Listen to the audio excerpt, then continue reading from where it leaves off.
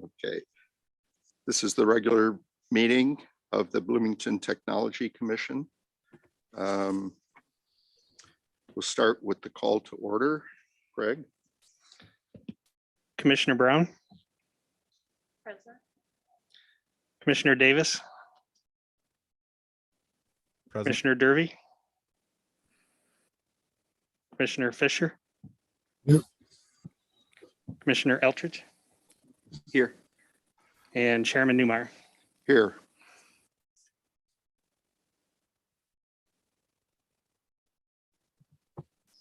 We'll move on to public comments.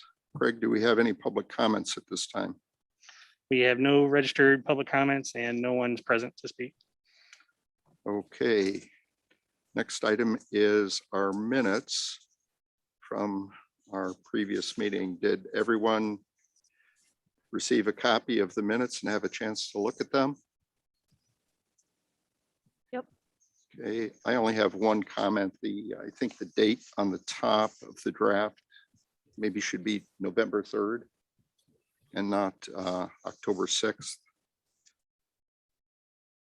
Okay, I'll make that change. Okay, Okay. Okay. yeah, okay. I will make that motion that we amend the minutes to read November 3rd rather than October 6th. And a motion to approve the minutes as amended. All motion to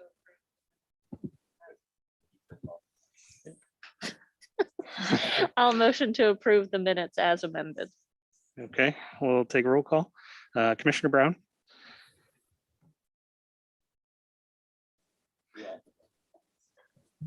Commissioner Davis, Commissioner Derby, Aye.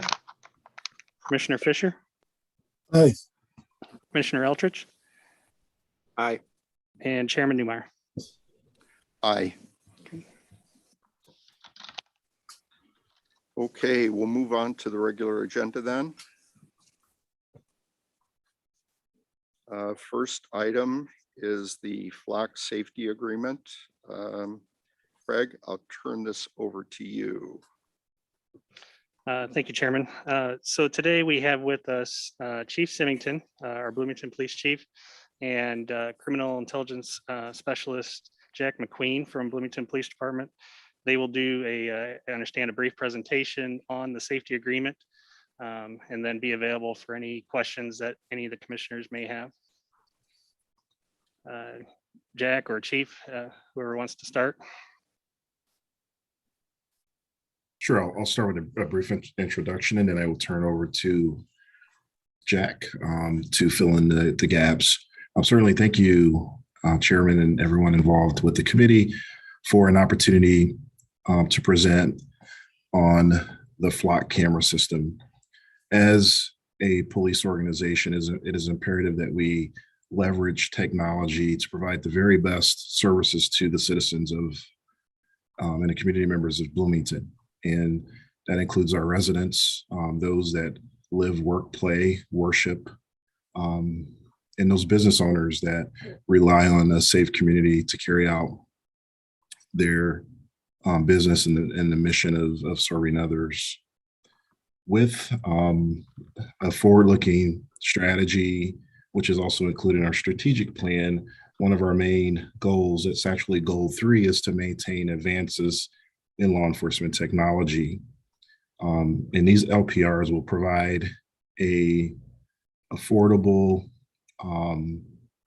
responsible technology for us to make our community safer. And while doing so, holding those responsible for any crimes, specifically major crimes which occur in this community, holding them responsible.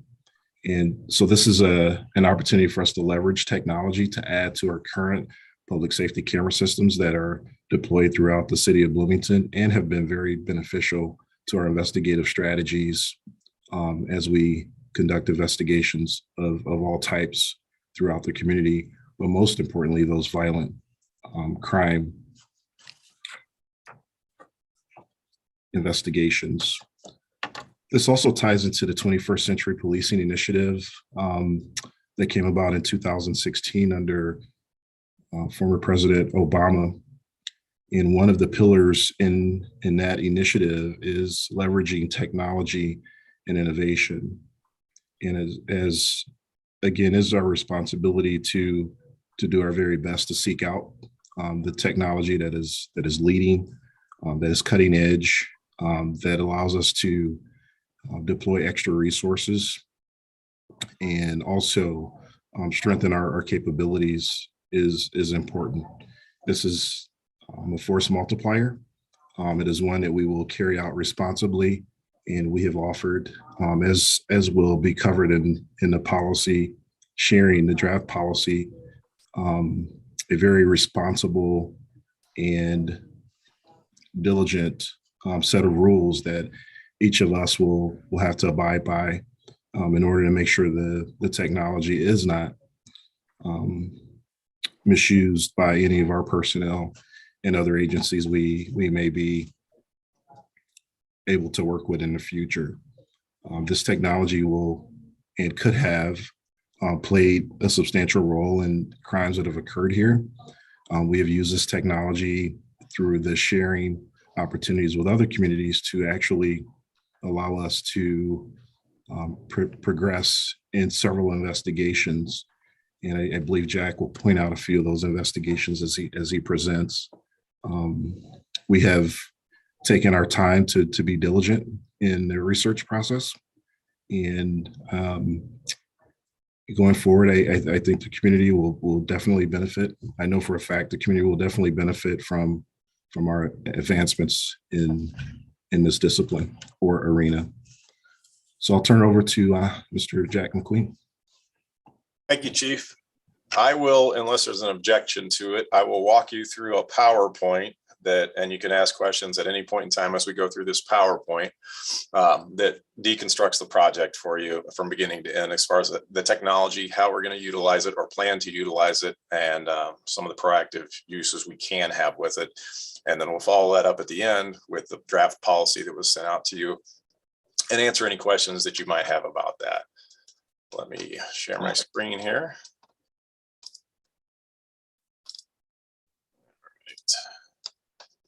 Everybody see that? Yep. Okay. Let me minimize this. So plate readers in law enforcement are not a new technology. They've been around actually since the late 70s. I was hired. I'm one of the dinosaurs around here. I came from the state police in '94, as did the chief around the same time, I think. And plate readers were utilized in the 90s up through the early 2000s. And the largest advancement in plate readers for law enforcement, and that's why they're exploding right now, is affordability and the technology that allows just about anybody to use them and have very little overhead in way of maintenance. So kind of with that said, I'll take you through the process and how they work. So the ALPR that you're going to see the acronym throughout this presentation is Automatic License Plate Reader. There's a variety of acronyms out there depending on the agency that you're using or that's using them and how they work. But the easiest way to look at these devices, and you'll see a picture one coming up here, the very small devices that install in your city will allow us to utilize the still camera. So they do not take video, just a still image of the license plate region of the rear of a vehicle as it passes. It decodes that image through plate or through machine learning and comes up with an alphanumeric character with a match level, sometimes 98%, 99 to 100. And it'll give us that as we go on and we can explain that. But it'll tell us what the license plate numbers and the letters convert to in a searchable format. And it'll also, and this is where the technology has taken a giant leap forward. It'll also now allow us to search for make, model, color, plate in combination. So without, and I apologize in advance, I'm a little bit punchy. I haven't slept since Sunday because we had a homicide last night and we were busy over the weekend with the shooting downtown. In both of those cases, and actually when I came in here for this meeting, we just sent out, this from the cost saving perspective, is we just sent out an additional 5 detectives to go out and pull additional video on the homicide from last night. Saturday night's shooting downtown We have our own cameras. We'll talk about those that have been downtown since 2012. We have a video and we have a still of a car leaving the area. And ironically, that car passed the very point where one of these future flock, if approved, one of these flock cameras would be placed, which is directly east of downtown, further north as you exit downtown. So in that case, had we had this technology in place rather than doing what we're doing today, which is we have a team of 5 detectives going through all the video manually. And every time we come up with a new lead, which is hourly, we go back through that same video looking for that new lead. This eliminates all the repetition and the manpower that goes into doing a traditional search that we currently utilize. The license plate reader data under the proposal as we have it is kept on Amazon Web Services government cloud. The server and the system is government compliant, i.e. FBI CJIS compliant. The FBI CJIS compliance is the base level of compliance that every agency strives to achieve when handling their data. And that can be license plate data. It could be traffic ticket information. It could be private data about your bank accounts that we may come across if you've been a victim of a fraud. It could be images of your children in a case involving the exploitation of a child. All that type of data besides license plates are all handled in the same manner. Bloomington PD for a number of years has been CJIS compliant or FBI compliant and have last went through several years ago an audit that audited our entire department to see how we handle our data. Do we store it properly? Is it secure physically? Is it secure electronically? And so forth. So the license plate reader project as it comes along and the storage and retention is actually fits right within that same model. We don't have to institute anything different. We've been dealing with that model now again for a number of years. So we're well equipped to just expand into this project if it's approved and handle the data in the same manner. The data itself lives on that cloud, and the bullet points beneath here to kind of off the cuff explain this better is people have asked, and we had a lot of public questions about, who owns the data? Where's the data kept? So the technologies that are utilized in this type of project, and this is where law enforcement has been going the last 5 years and will be going, Craig, I think certainly would agree in the next 5 to 10 years, is cloud storage of data, not necessarily by a government agency, but by a private entity. One of the examples, maybe a year or two out, will be expanding our, looking to replace our record system, which will contain everything that we do from day to day, from the beginning of a pencil to a piece of paper to somebody having handcuffs put on them and going to prison. All of that data will be kept in a cloud, very likely controlled by a private vendor and secured through the contract. So ALPR data, again, will be kept in a cloud, held by the vendor, will be searchable against the database. And I'll use last night's case as that example for a real-time use. Had we developed a license plate or partial license plate or a vehicle description or pulled a ring camera where we see a red car drive by, we know that might be our suspect vehicle, but until we can find that red car on the street and actually approach it and find the license plate to find the owner, and hope that would happen, we're stuck. What that would allow us to do, again, through the ALPRs, is search for that red vehicle in that region within the time of the crime, narrow it down to several cars, actually load the license plate up from the cloud to see if it had been read. If it had, our lead would be directly to a person responsible for the ownership of that vehicle. That data would sit on the cloud until we brought it down for that theoretical homicide case. The minute we bring the data down from the cloud, we treat it as standard evidence, as we treat any evidence in the police department under policies for evidence handling. And that process from beginning to end would kick in. The data would then be FOIable because it belongs to us and it belongs to a case. Okay, so if it's not brought down from the cloud and added into evidence, into that standard chain of evidence, it would be exempt from FOIA. So before I move on to the next one, and maybe the last important point, is there any questions about kind of the introduction to how it works? Okay. Yeah, I Yes, ma'am. actually have a quick question. So I see that it says it's stored in the cloud for a maximum of 30 days. Does the cloud environment automatically delete that, or does the city have to go in and delete that after 30 days? A good question. No, it's an automatic roll off at 30 days. And if you're wondering, and we may talk about that, our public safety cameras are also set up in the city. The ones that we own, our server is in the city. It's our data we manage, and we use footage for crimes. Those also are set the same way. It's an automated roll off. So this is set up out of the gate, and actually by contract for this vendor, they require a maximum of 30 days with an auto roll off as a privacy protection. There's a few cities around the United States that are being allowed with this system to roll 60 days or longer than 30 days. The contract states to do that, you have to have council approval and a memo from council to the vendor to exceed 30 days. So it's a privacy minded company in comparison to some other vendors. We have no plans to exceed 30 days. We have a variety of systems that we utilize for technology, and 30 days is basically our maximum across all systems. The lowest we have is a 15-day window on some video storage systems. We figure if we can't find it in 15 to 30 days, likely we're not going to need it, or we're going to have to go to another right to find the data. Okay. Sorry. And no, that's okay. Yeah. And then one more question. So it captures the license plate and then possibly the make, model, color. So there's no way that that system is like tying it to an individual person, right? Like that's something that the Right. city would then do Right. separately.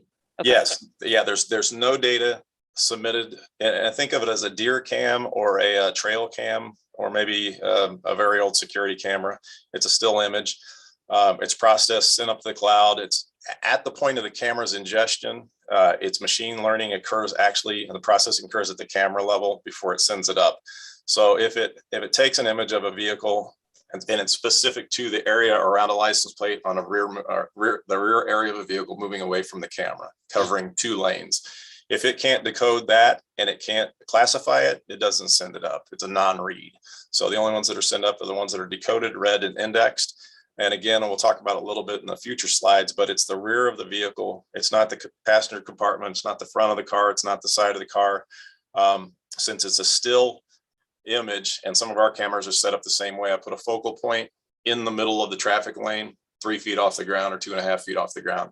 So you can't even, if you take a picture of a blank roadway, you're not going to get the neighbor's yard. You're not going to be able to move the camera up or down. You can't connect to the camera live.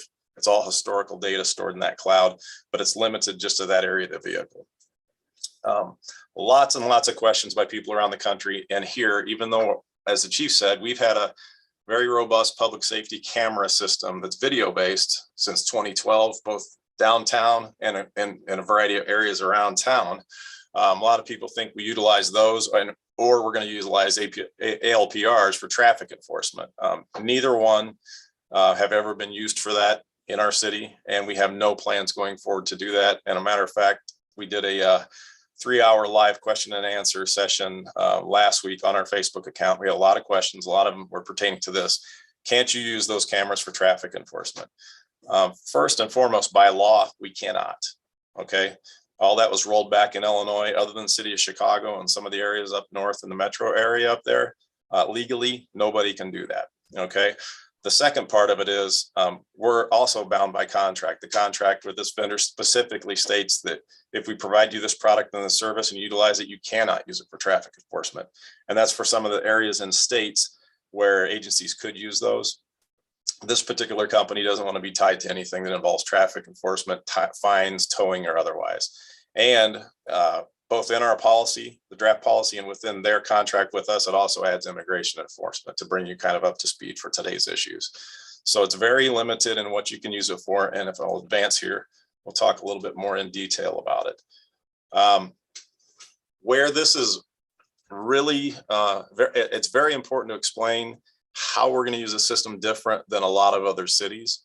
Some cities set these cameras up, and I'll just use an example. Imagine you have 10 patrol officers working on a shift in a different city. They set these up and the data goes up to the cloud.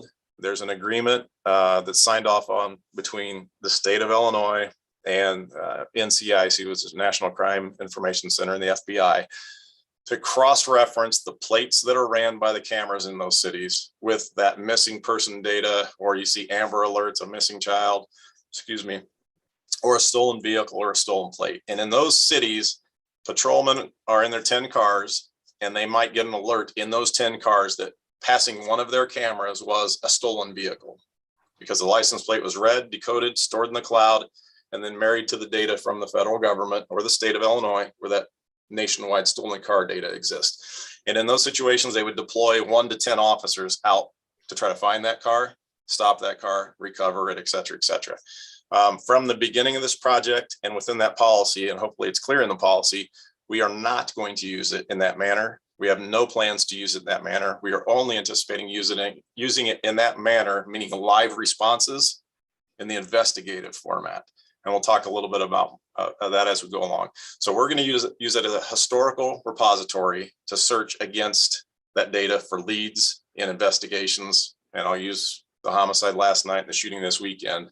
Like I said before, downtown, we would have that suspect vehicle, because one of the emplacements, if this is approved, would be literally just north of the connection point downtown, north of Mulberry and Main Street.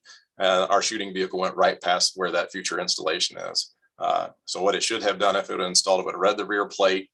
It would have been sitting in the cloud. We would have came in, worked our case, looked at our video cameras, saw the car on the video camera leave the area. But from that altitude, if the camera sits, we wouldn't be able to read the plate. And that's what the plate reader would do for us. We would say, we're looking for that red car that just passed at that point in time at 12:02 a.m. What's the license plate on it? And we're off. So where we sit right now is we had an actual investigation where we have most of it solved, but we're missing the piece of the vehicle that's fled from the scene, and we're gonna have to work on it, find that some other way. So Bloomington is not going to, and the chief can weigh in if he wants to, we are not going to utilize this in a proactive manner where squad cars or officers wait for something to happen on these cameras and then come out and take enforcement action on it. So a missing person or an elderly alert example would be a good one for us. Say we have a missing person. Today's, like, I'm punchy today. Today's Tuesday, right? Tuesday, we have a missing persons case of a juvenile. The parents come in, we get a photograph of the juvenile. We find out later through the investigation that there might be a possible abduction. That's in the instance we would plan to use this in that manner. We would put the information into the system of the suspect vehicle, and then we'd have it alert back to the investigative officers, the detectives, that that car has now passed this point. Another example of that use would be a detective here in town might be working a homicide from 3 or 4 months ago, and he or she has a suspect vehicle that we can't locate.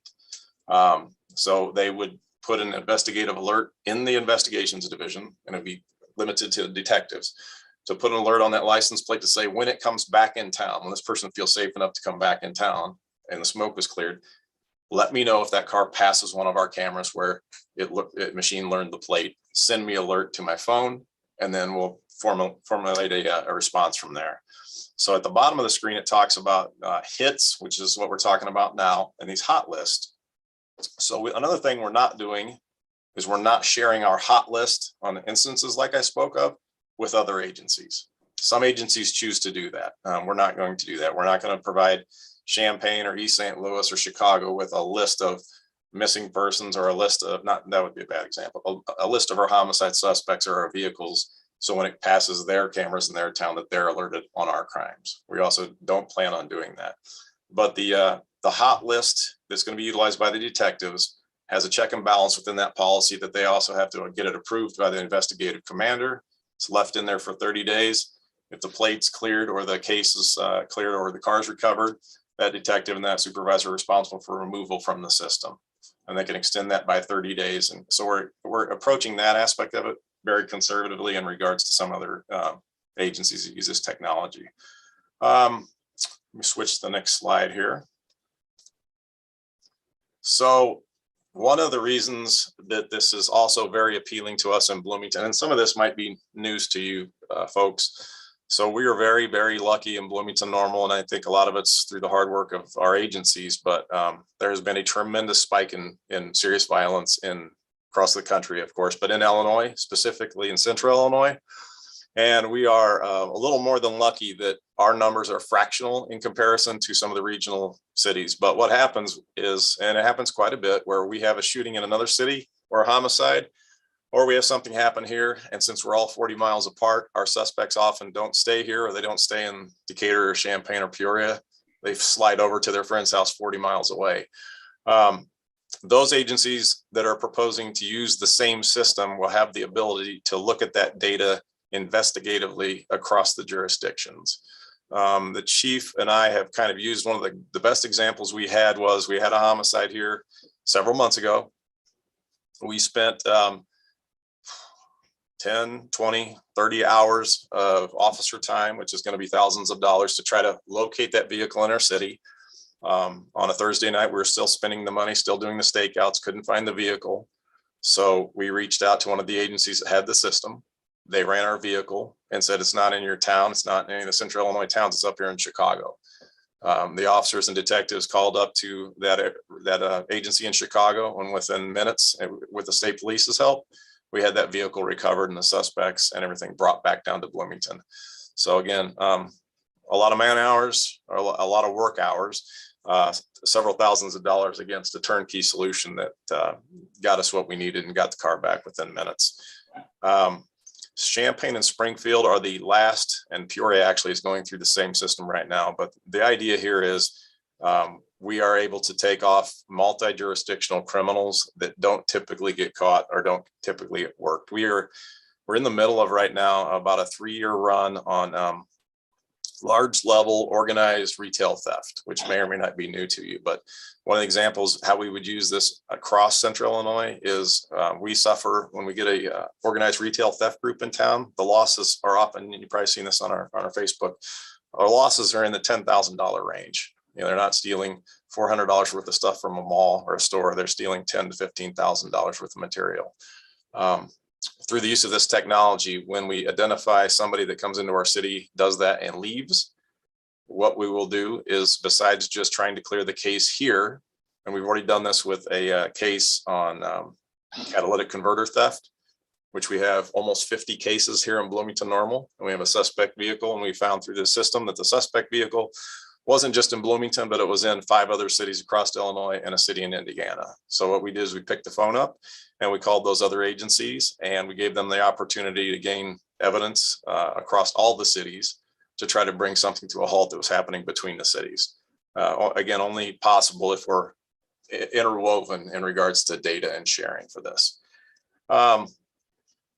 Skipping down into the middle here, a lot of people also ask that question about the security of the data and how it's kept. And I've kind of touched on that a lot, but it's a contractual obligation on top of everything else I've already talked about between in the contract itself between us and the vendor to keep that data secure. Not only keep it secure, but it's not allowed to be shared. That's both within our policy and within our contract. Can't be sold, can't be shared, can't be monetized, can only be used for these purposes. Can't be shared or used beyond law enforcement for any given purposes. And the thing that we should be probably the first ones on board, I hope by the time this rolls around, if approved, to be the first ones in Illinois and certainly downstate to push the data out once a month for transparency to the public on how we utilize it. So our transparency portal will have a report that we'll push out monthly that will give you the date, the time, and a crime type.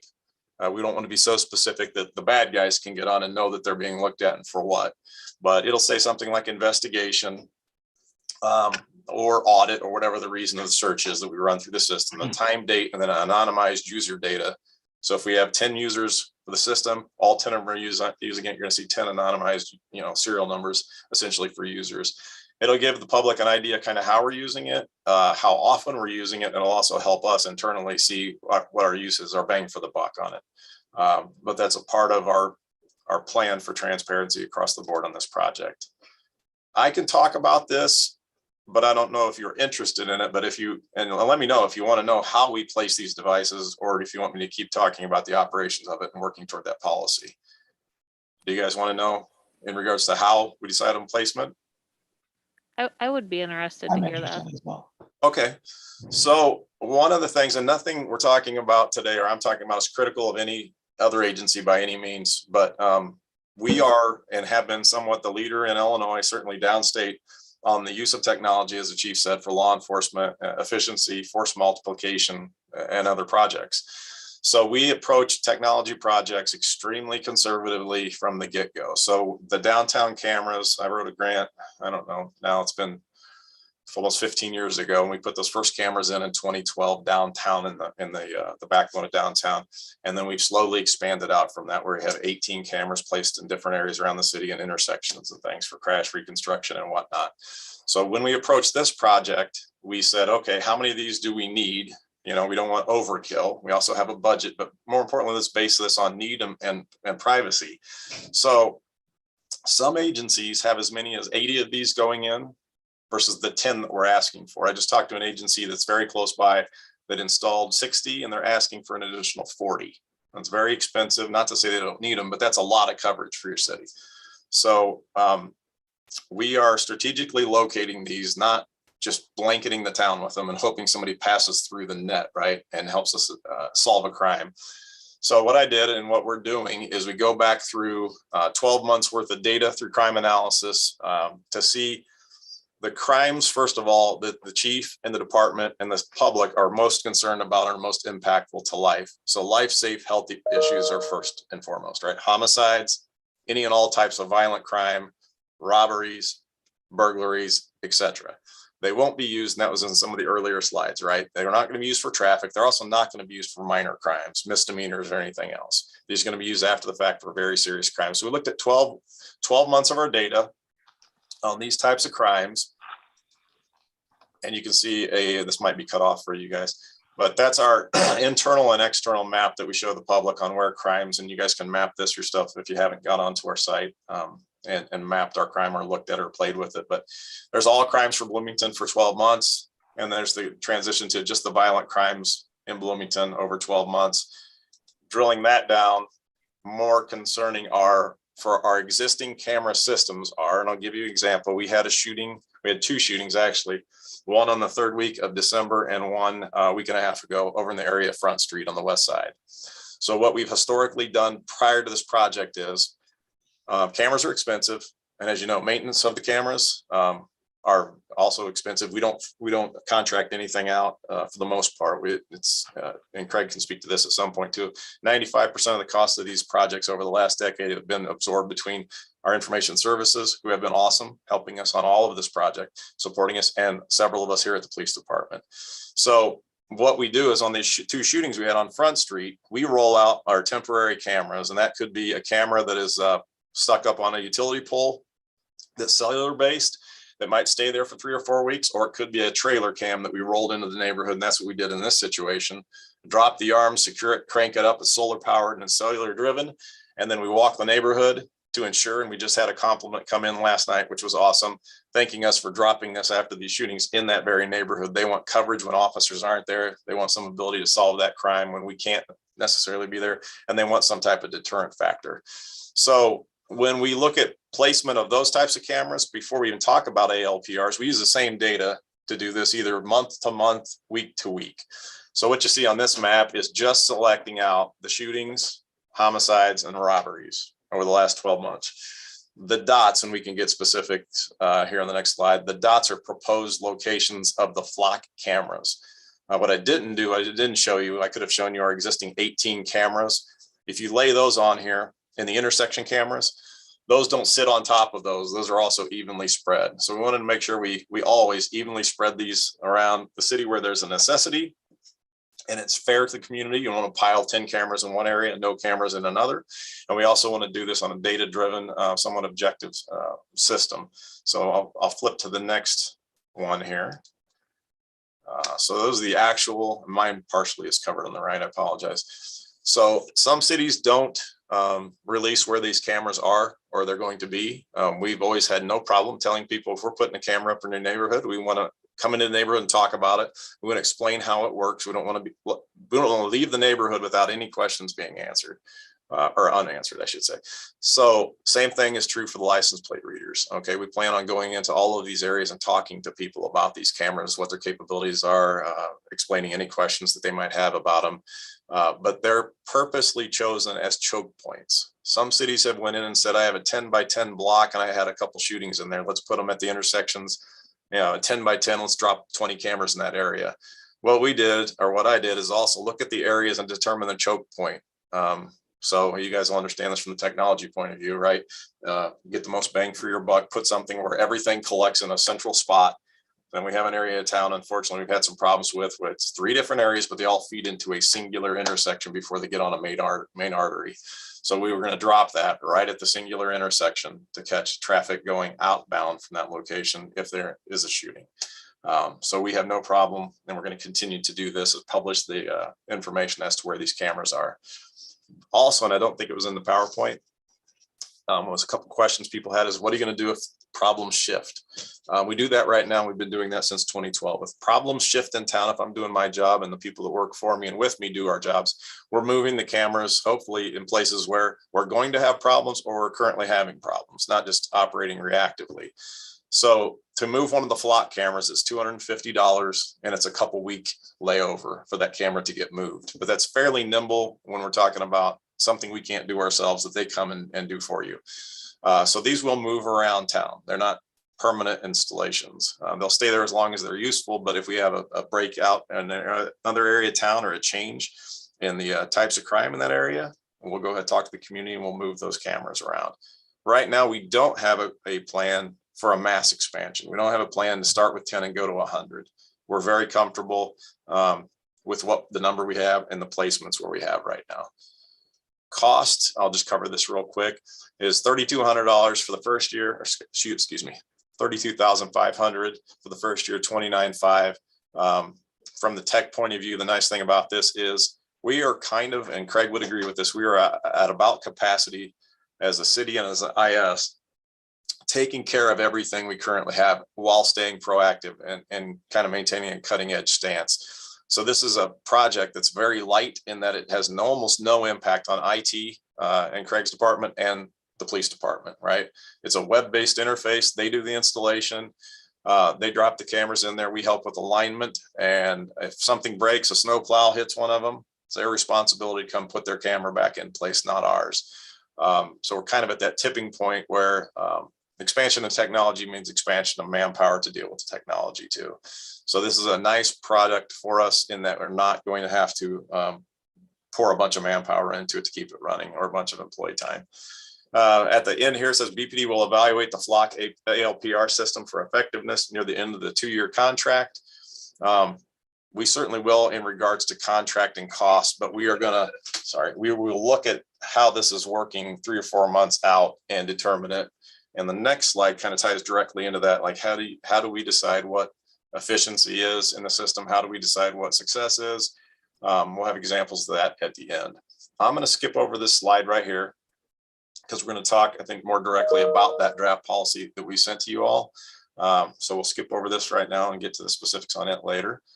The chief also had concerns, as did previous chiefs. Anytime we institute technology, as I said before, we don't just put it out there and use it to solve every type of crime. We're going to focus this on specific types of major crimes. And I think I mentioned that before.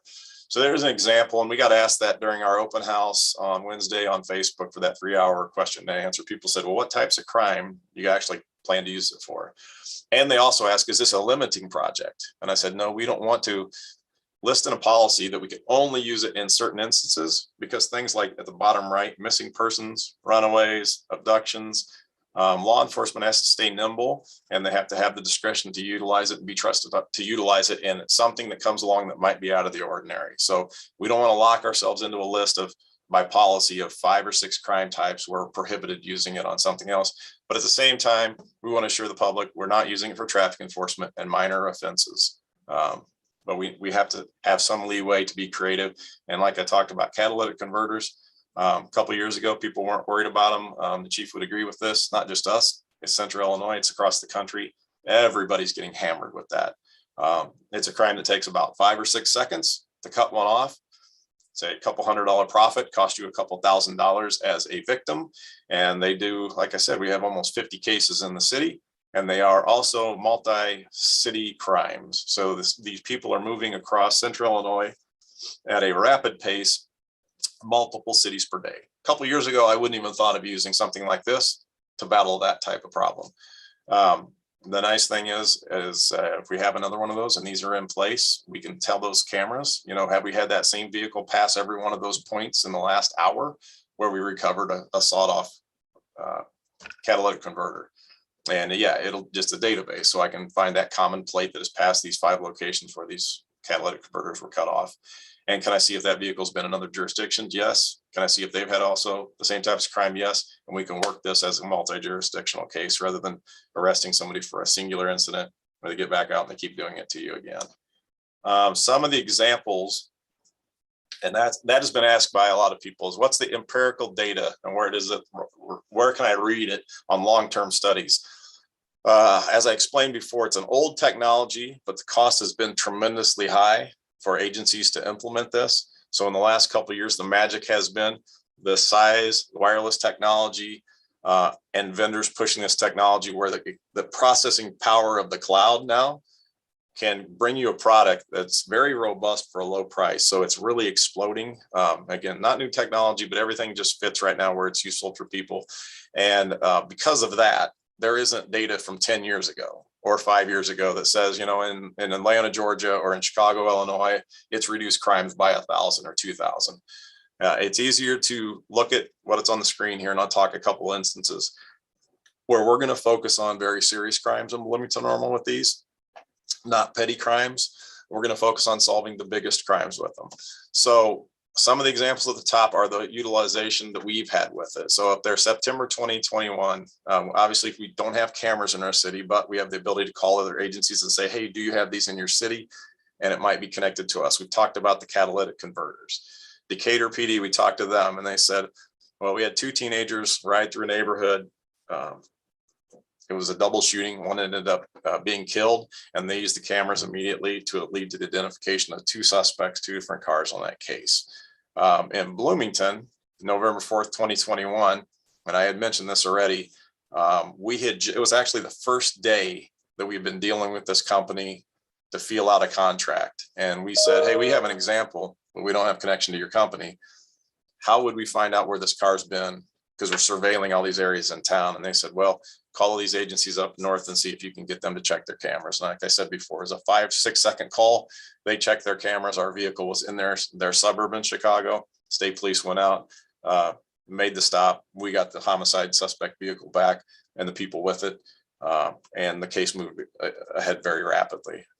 We may have never had that lead. We never would have found it in Chicago. March 7th, 2021 homicide in Bloomington. It's an interesting story for characterizing a success for us, right? So we're working a case where you develop multiple suspects, and if we're being diligent in law enforcement, we're going to arrest the correct people. We're also going to make sure that leads come in on people aren't always the suspect. You have to eliminate people, right?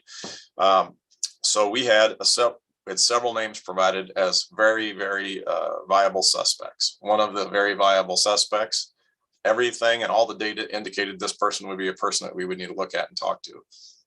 He lived in a different part of the state. We called their agency and we said, we're going to come up, we're going to need some help. And they said, why don't we check, do you have his license plate in his car? Because we have these cameras in our city. It was kind of new to us. We didn't realize they had them. We went up, interviewed the individual, and they checked their cameras, and the interview went something like this. We understand that he said, I understand why you're here because I look like a suspect, but I didn't do it. And we had in our hand a stack of the data from their system that showed he was still in their town in his vehicle, driving to and from work because they had cameras located along that pipeline where he was going to and from work. So he was alibied completely, first by their cameras, second by his employer, and third through our investigation. Right. It's exactly what you'd want law enforcement to do, is check out people to make sure they are suspects and eliminate people that clearly aren't suspects, but indicated that they might be at the beginning. Decatur PD, I talked to them last week. This was an interesting use of it. They had a shooting there in town and they went and interviewed some people, and all they knew was they had a suspect description, suspect vehicle description, not a maker, model, just a color of a vehicle. And they have one camera nearby. So they told the camera, and this is where the processing power of that cloud is so powerful for us, is before this would be an unsolved case, but let's just say it was a gold truck. Show me all the gold trucks within a very small window. Shots were audible. They know exactly within 2 minutes when that was called into them. So within 2 minutes, show me any gold trucks passing this traffic point. they had a truck or a vehicle passing, going toward the crime scene, healthy looking truck, no problem, coming back through the crime scene full of bullet holes.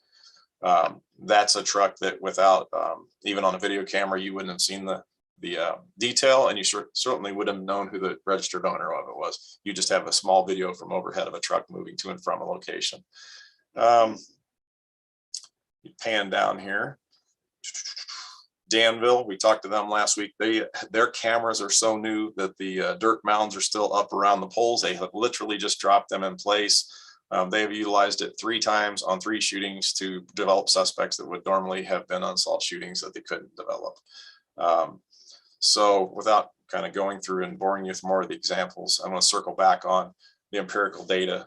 It's not there long-term for a lot of agencies. So we are going to look at cases, and we're going to keep track of the cases that we work here in town and the impact it has on them. I can tell you from 2012 to now, the number of times we've utilized our current cameras on cases, we stopped counting at 25 homicides and shootings because I'll tell you last night, we just left the meeting with 5 detectives. That is all we do. That is our first point of contact on any investigation that's a serious crime here in town, is we go to our cameras first, right? I mean, they go out and send the patrolman out. We go to our camera footage and we'll look at it first. So we have already spent probably, I don't know, 20 to 25 hours of detectives' time since this happened, and as a team last night going through video footage. They, in this case, have already examined 3 locations where we have proposed camera locations that are not there yet, where we had to pull Ring video doorbells or somebody's home security camera and hope we can identify it off of that in the dark. Where our flock camera, if this is approved and gone in, hopefully we'd had an instantaneous identification. Let's see, there's that. You have questions about the operation of or how the cameras would potentially be utilized before we switch over to the policy? Nope. Okay. Let me get that up here.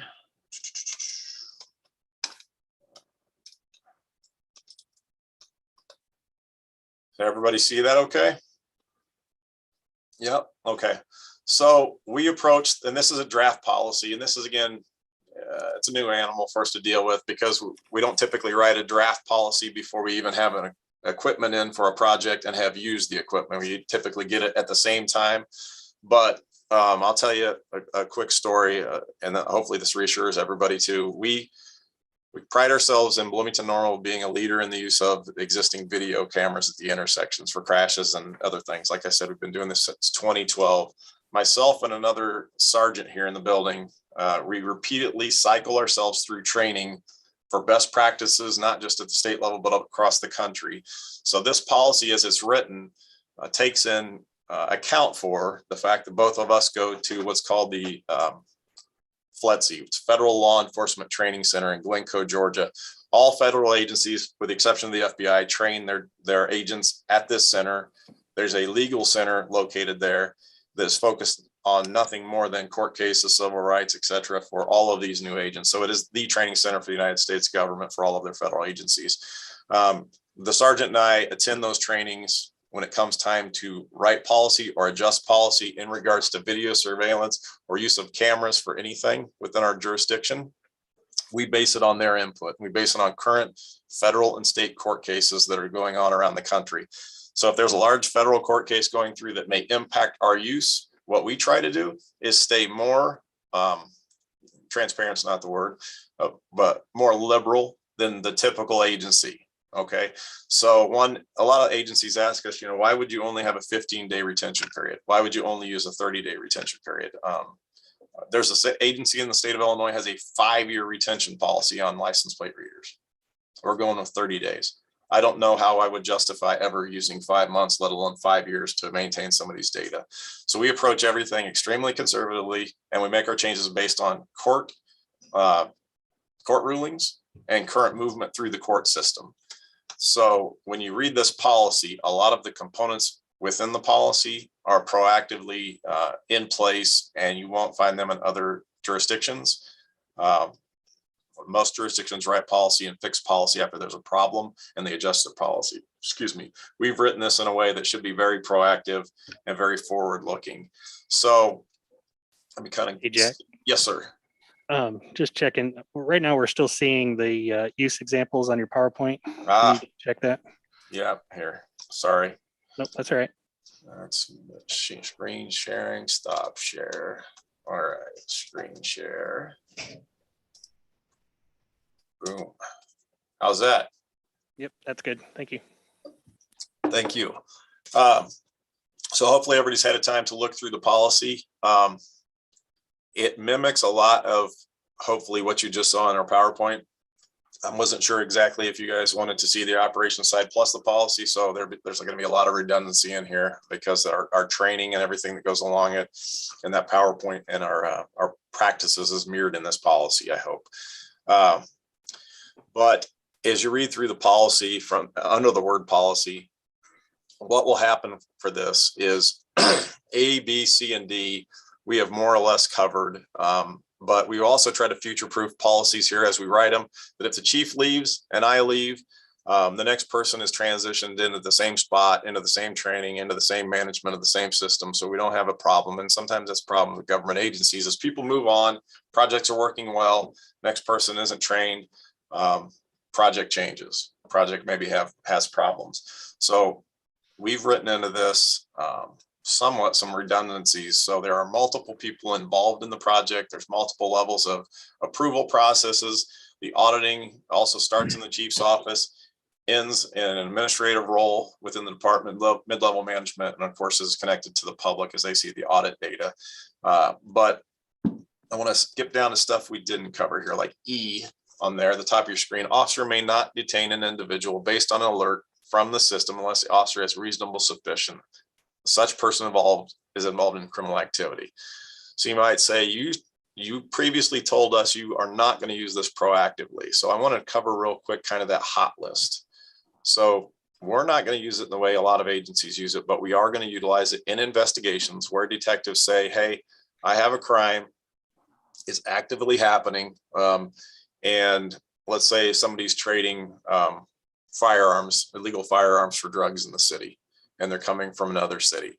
And it's going to be, because we're working with another agency, it might be several weeks to a month before we finish that investigation. So rather than starting an investigation and taking a couple days to close down, it's going to be balanced across a couple cases in a couple weeks. So that detective is going to ask in here, it's going to be his lieutenant, the lieutenant in investigations, which is the criminal investigations division, or the lieutenant of the street crimes unit, which also houses our vice unit, our drug unit.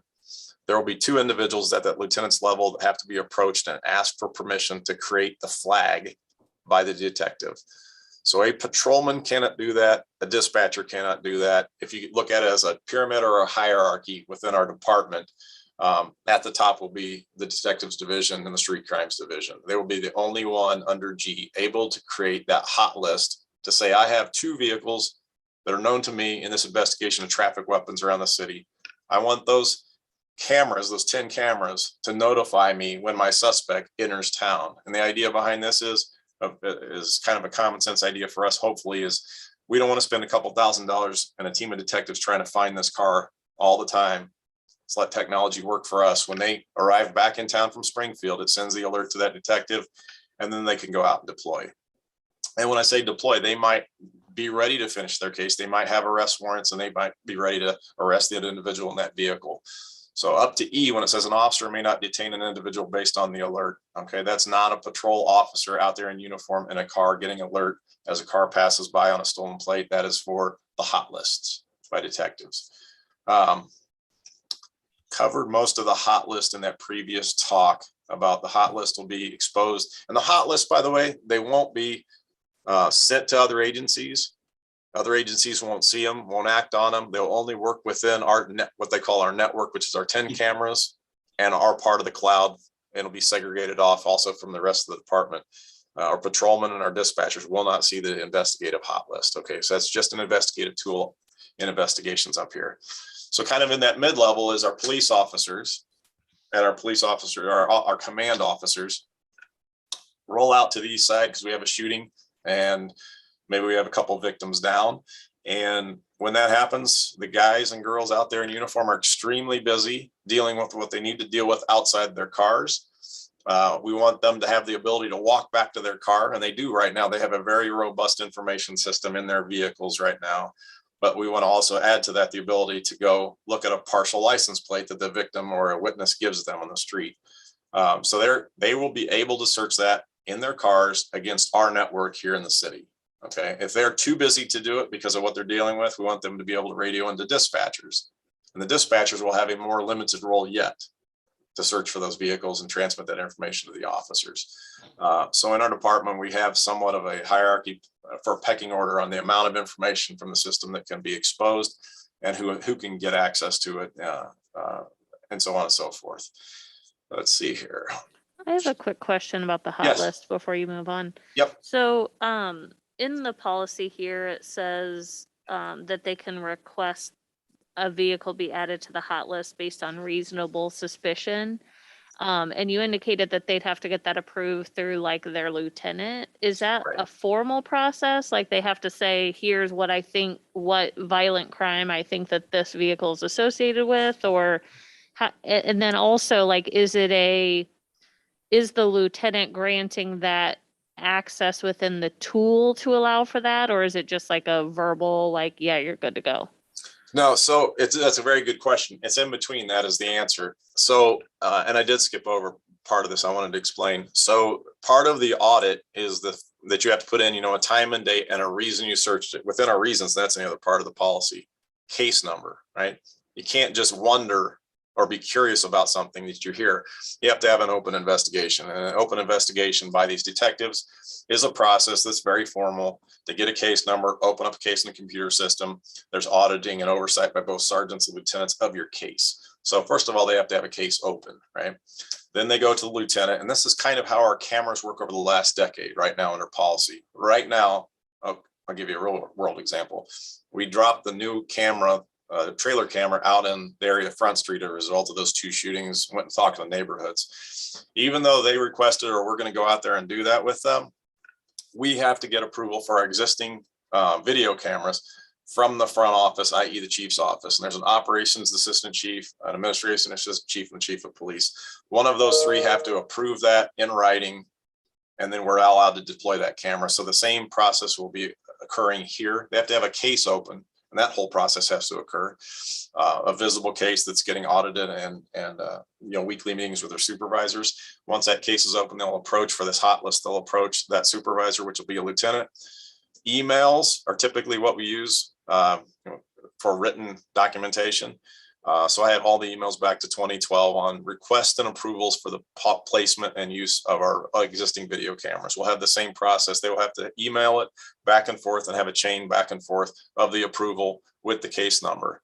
So once the hot list is up, that man or that woman that makes an inquiry against the hot list, he will still have to put in, or she will still have to put in date and time, the search, and then that existing case number, which will also show up in the audit trail. Did that answer your question? Yes, it did. Thank you. Okay. I've got a related question. Yeah. You had mentioned earlier that there would be there's some information disclosed on the transparency portal. I realize you're saying the hot list would be confidential.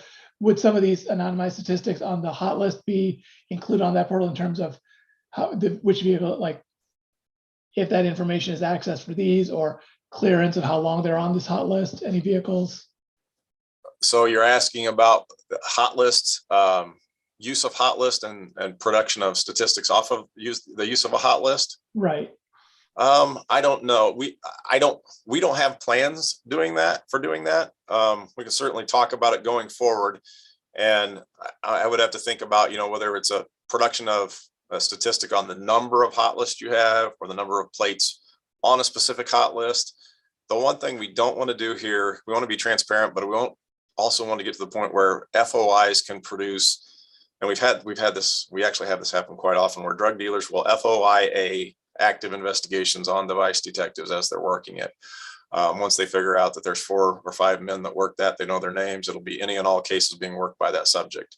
So when we create a hot list, there'll be a record of that won't necessarily live on the cloud. It'll be on our server here. The production of that hot list is something we would we'd want to protect, just like any other investigation, to not divulge the plates that are on the hot list, because that directly leads to who you're investigating, right? Right. And that's why I was saying anonymized, not obviously disclosing which ones exactly, but just like I said, just trying to find out if some of that information, like you were saying, if it's supposed to be that 30-day expiry, and then just want to make, like, for that accountability, like, is it being extended? Is that, are all these actively being handled and pursued? External responsibility, right? Yeah. So the idea by putting the supervisory, the administration portion in between it is to make somebody responsible that's higher up than the person that's requesting. So ultimately in-house, yeah, the lieutenant will be responsible for the 30 days, the reissuance of 30 days or expiration, making sure things come out right, making sure people have a case and it's valid going forward. But externally, I don't have a solid answer for you, other than that's something we can explore, but we always are cognizant of not producing information that works against us at the same time. Maybe not the greatest answer for you today, but yeah. All right, thank you. Yep. Let's see here.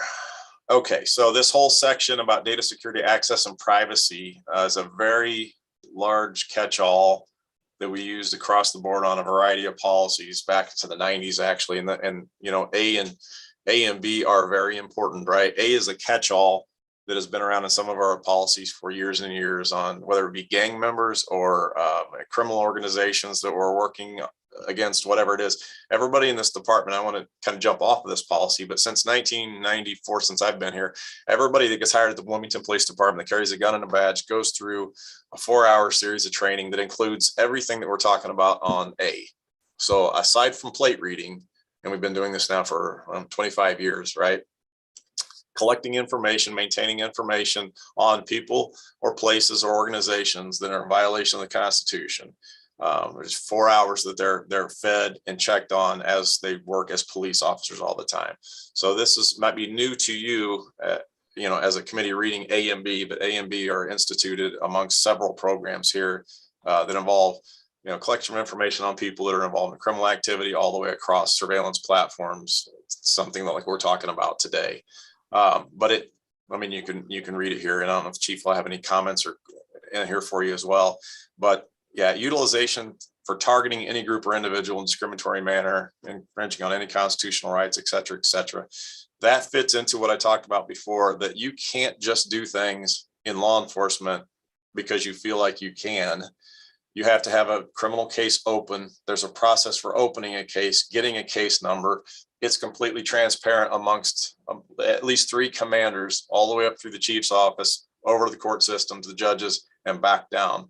So the criminal justice system as a whole has a whole series of checks and balances that you can't just, like, I can't just go get a subpoena because I want to, or I can't get court or records on somebody's wife because they're getting a divorce and then give it to my friend or whatever. The same process is included in what we're talking about here today. They have to have a case open, it's justified, it's being worked, it's legal, before they can do a variety of things in our department, from a drug investigation to whatever type of crime it is. And this is where the ALPR is just completely dovetailed into that. So it may look new to you. To us, this is, Chief, I don't know if you have an agreement on that. It's dovetailed amongst a lot of our policies and a lot of our practices going back over 30 years for most agencies.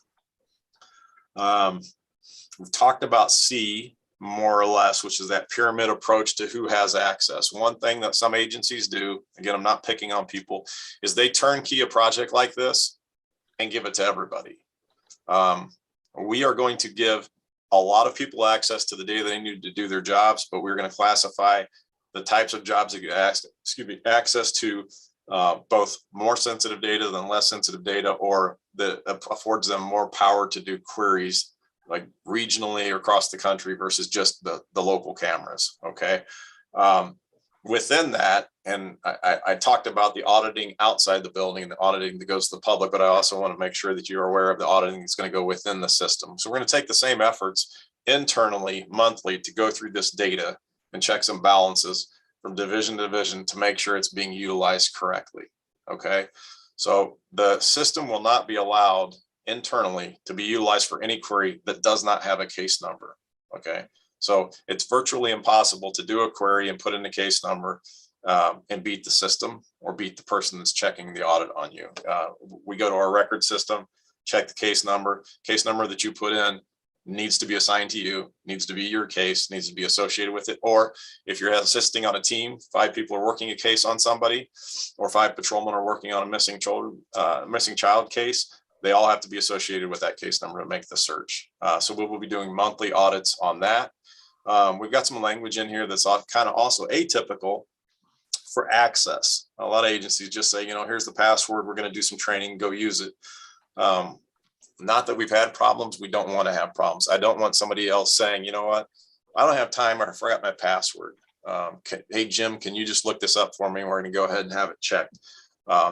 Putting the responsibility on him or her to have checked something when maybe it's a personal use by me. So you've got some issues, or you got some issues addressed in that policy where we're not going to allow and could be facing discipline if somebody else uses, and this is true for all of our systems in the building, by the way, not just this one. Where you can't use another employee's login, you can't share a login, you can't say I forgot my password and go somebody else. It's a policy violation. So monthly, everybody, it won't be a formal sign off, and that's true. In the 90s, we used to have formal sign offs for things that you used to do every month, and that was when you had very little technology compared to today, and you had a couple searches a month. You can imagine, especially with what I do, the amount of data we pour through every day is phenomenal. So we're not going to have everybody sign off electronically and sit down and be audited individually every month, but we're going to have people going through the group audits of the divisions and the user groups, if you will, to ensure that they've got a case number and it was tied to something they're assigned to. Let's see here. I want to explain in C and D, and this is where it gets a little bit complicated, honestly, even for us. So this vendor and these systems will allow us to access our 10 cameras that get placed in Bloomington, Illinois. Okay. So let's say Champaign, Illinois puts in 10 cameras. Their officers have a horrible crime and they have a plate that belongs to somebody from Bloomington, and they've run back to Bloomington, but they're trying to find the person in their town, perhaps before they left or during the crime. So it is not a blanket and a default, if you will, that when you join this vendor in this system, that everybody can just look at your data and look at your cameras and look at the cars that have passed your cameras. So to share camera feeds, i.e. the still picture with another agency, I have to agree, and this is going to be tedious, I have to agree, or we have to agree individually with those outside agencies, one by one by one. So right now, I think there's 60 some agencies in Illinois that utilize the system. If we get this approved, and I want to be able to search against their actual images for our suspect information, I'll have to go and do individual agreement processes with the other 65 or 66 agencies. If they add another 60, again, I'm going to have to add them one by one. And that is done by the vendor to address privacy issues and exposure of your own data to other agencies. So I can't give you a specific example right now, and I'll just say this, or the chief could tell you, that there might be agencies where we just choose not to share our data, right? There may be agencies that we know that we work really well with across the border, and we want them to have our data, and we need to have their data. But there will be instances, I am sure, where we pick agencies that we want to work with and some that we may not share our actual images of our data with, okay? So it's not a default. When you join the system, the other 67 agencies don't automatically have Bloomington's 10 camera feeds and images of our cars that have passed our cameras. That's one.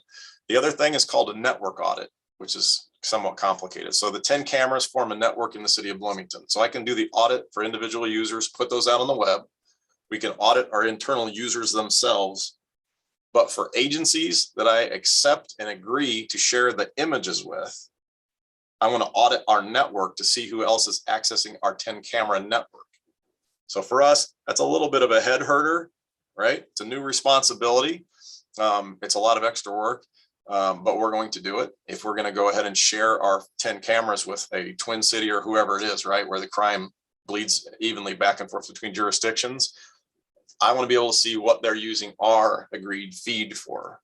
And they're going to have a case number that I can look up and a time and a date and everything else. So that's kind of a new twist on this project where we've never had a project like that. So a lot of overhead in regards to approvals and making decisions on who you give the data to. And also we can revoke that at any point in time.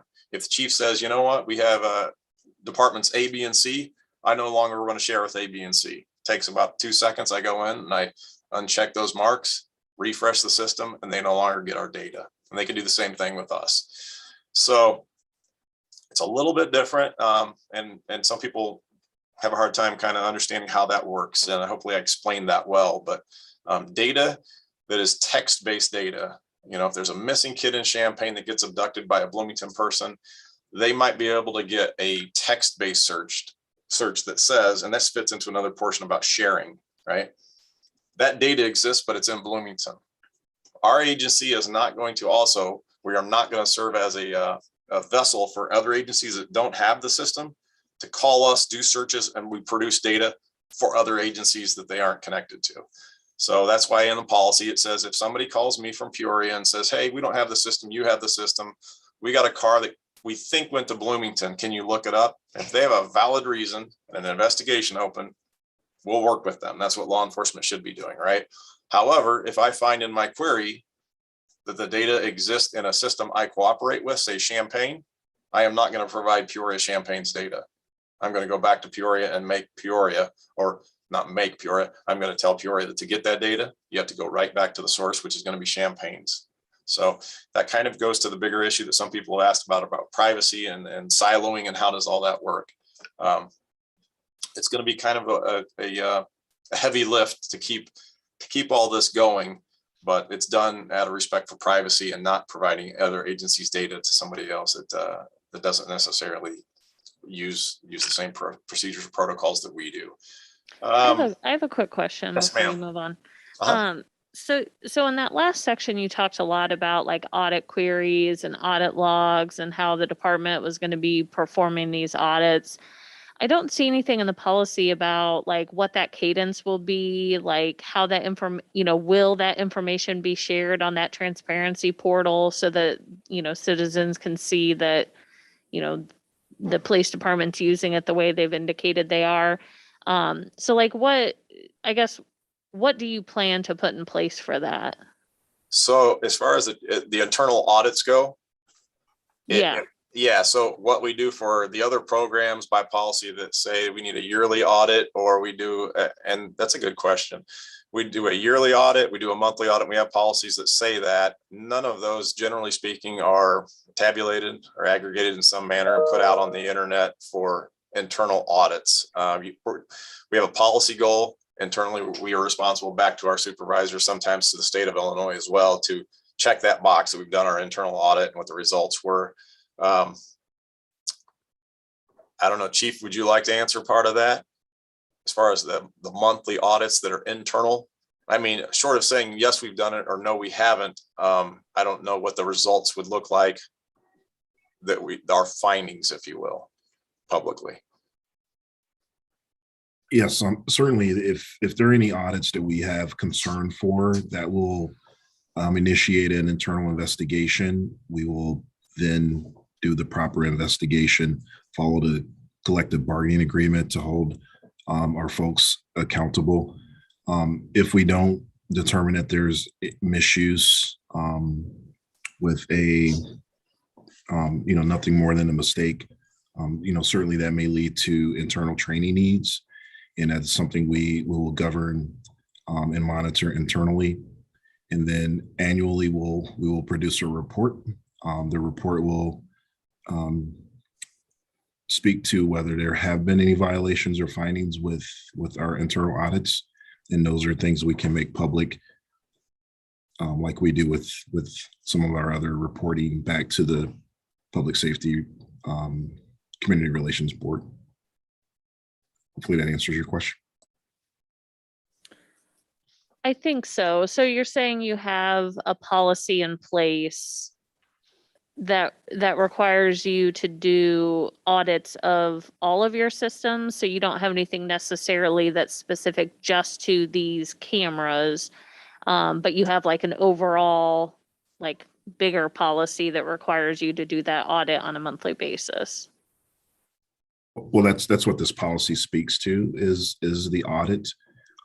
For instance, our law enforcement agency data system and NCIC, when officers run a criminal history on someone, we actually receive reports back those audit reports back, which provides the level of activity, it dates and timestamps those inquiries. So for instance, if I misuse the leads in NCIC system, I would get a revocation of my certification, and that's subject to an internal investigation and discipline within the agency. So this policy does speak to the audit process that we are proposing, and that our employees will be held accountable as necessary if it's determined that there was misuse. I guess that's what I'm missing, and maybe it's farther in the policy and I missed it. But like, I feel like the information that I'm looking at right now is just like really general about we will perform an audit, but it's not like prescriptive about, is that weekly, monthly, yearly, like once a contract. I guess my concern here is just like, how do we know if people are using it the way they're supposed to be using it? And this policy doesn't really provide any details around how you're going to make sure that happens. I think it's further in. If you Yes, Oh, look okay. at, What's going on in the policy? it's not the last page, it's at the bottom of the second to last page under accountability. There's line A and it says Oh, okay. Monthly. agency user audit reports will be produced and inspected monthly to ensure compliance with this policy. Okay. Is that what you're looking Yep, for? that is. Thank you. Okay, yeah, I was confused when you asked that originally because I thought what you were asking for was that specific question and how we were going to translate that into a public report, right? Yeah, well, I kind of lumped it together. I was Okay.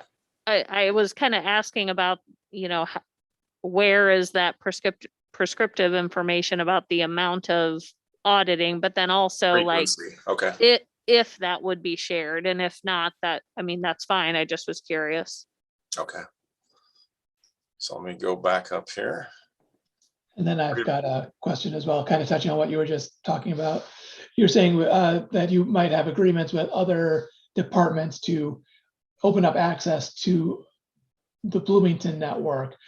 Would part of that agreement be kind of holding their personnel to the same restrictions that you are? Because Yeah. so far you've detailed a very robust system of controls, but if you open it up to say Champaign and they're more lackadaisical about it, how does that serve our privacy of the Bloomington citizens? I just Yeah. want to make sure that that was documented somewhere or made concrete that would be the case. Yeah, that's through what I was talking about when I describe a network audit, which isn't necessarily outlined clearly in this policy, right? That a network audit would be our 10 cameras, and let's just say, I want to say agency A, because I'm not going to say somebody will or will, deserve to have this treatment, but agency A gets on there and we should be seeing, or we will demand the same practice that if we're going to agree to share data with them, they are going to have to put a case number in, they're going to have to put a valid reason in, that if we can't check their system to see if the case is open and there's some internal policies and procedures in place for what an investigation is and active and then it's legal, the same will happen. I would imagine. I mean, we're ahead of ourselves here, but if agency A uses it for 2 or 3 weeks, I do an agency audit, outside agency audit of our 10 cameras where we've agreed, and our drop down values and the narratives, if you will, that are filled out in every search don't meet our internal requirements. I will imagine what's going to happen, or what we would have to do, Chief, is we would call that agency, have some clarification in place, and if they don't meet the requirements that we currently follow here, we won't allow them to share data. And again, it would be a literal disconnect. A lot of this is actually written in within the contract, so it gets kind of in a gray area here, but you should be following the legal contract that you sign with the vendor that controls a lot of this, so we can share data.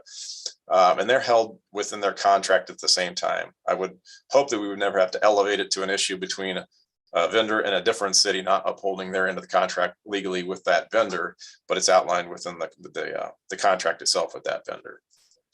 Okay. So, and those external users would also be part of the transparency portal audit.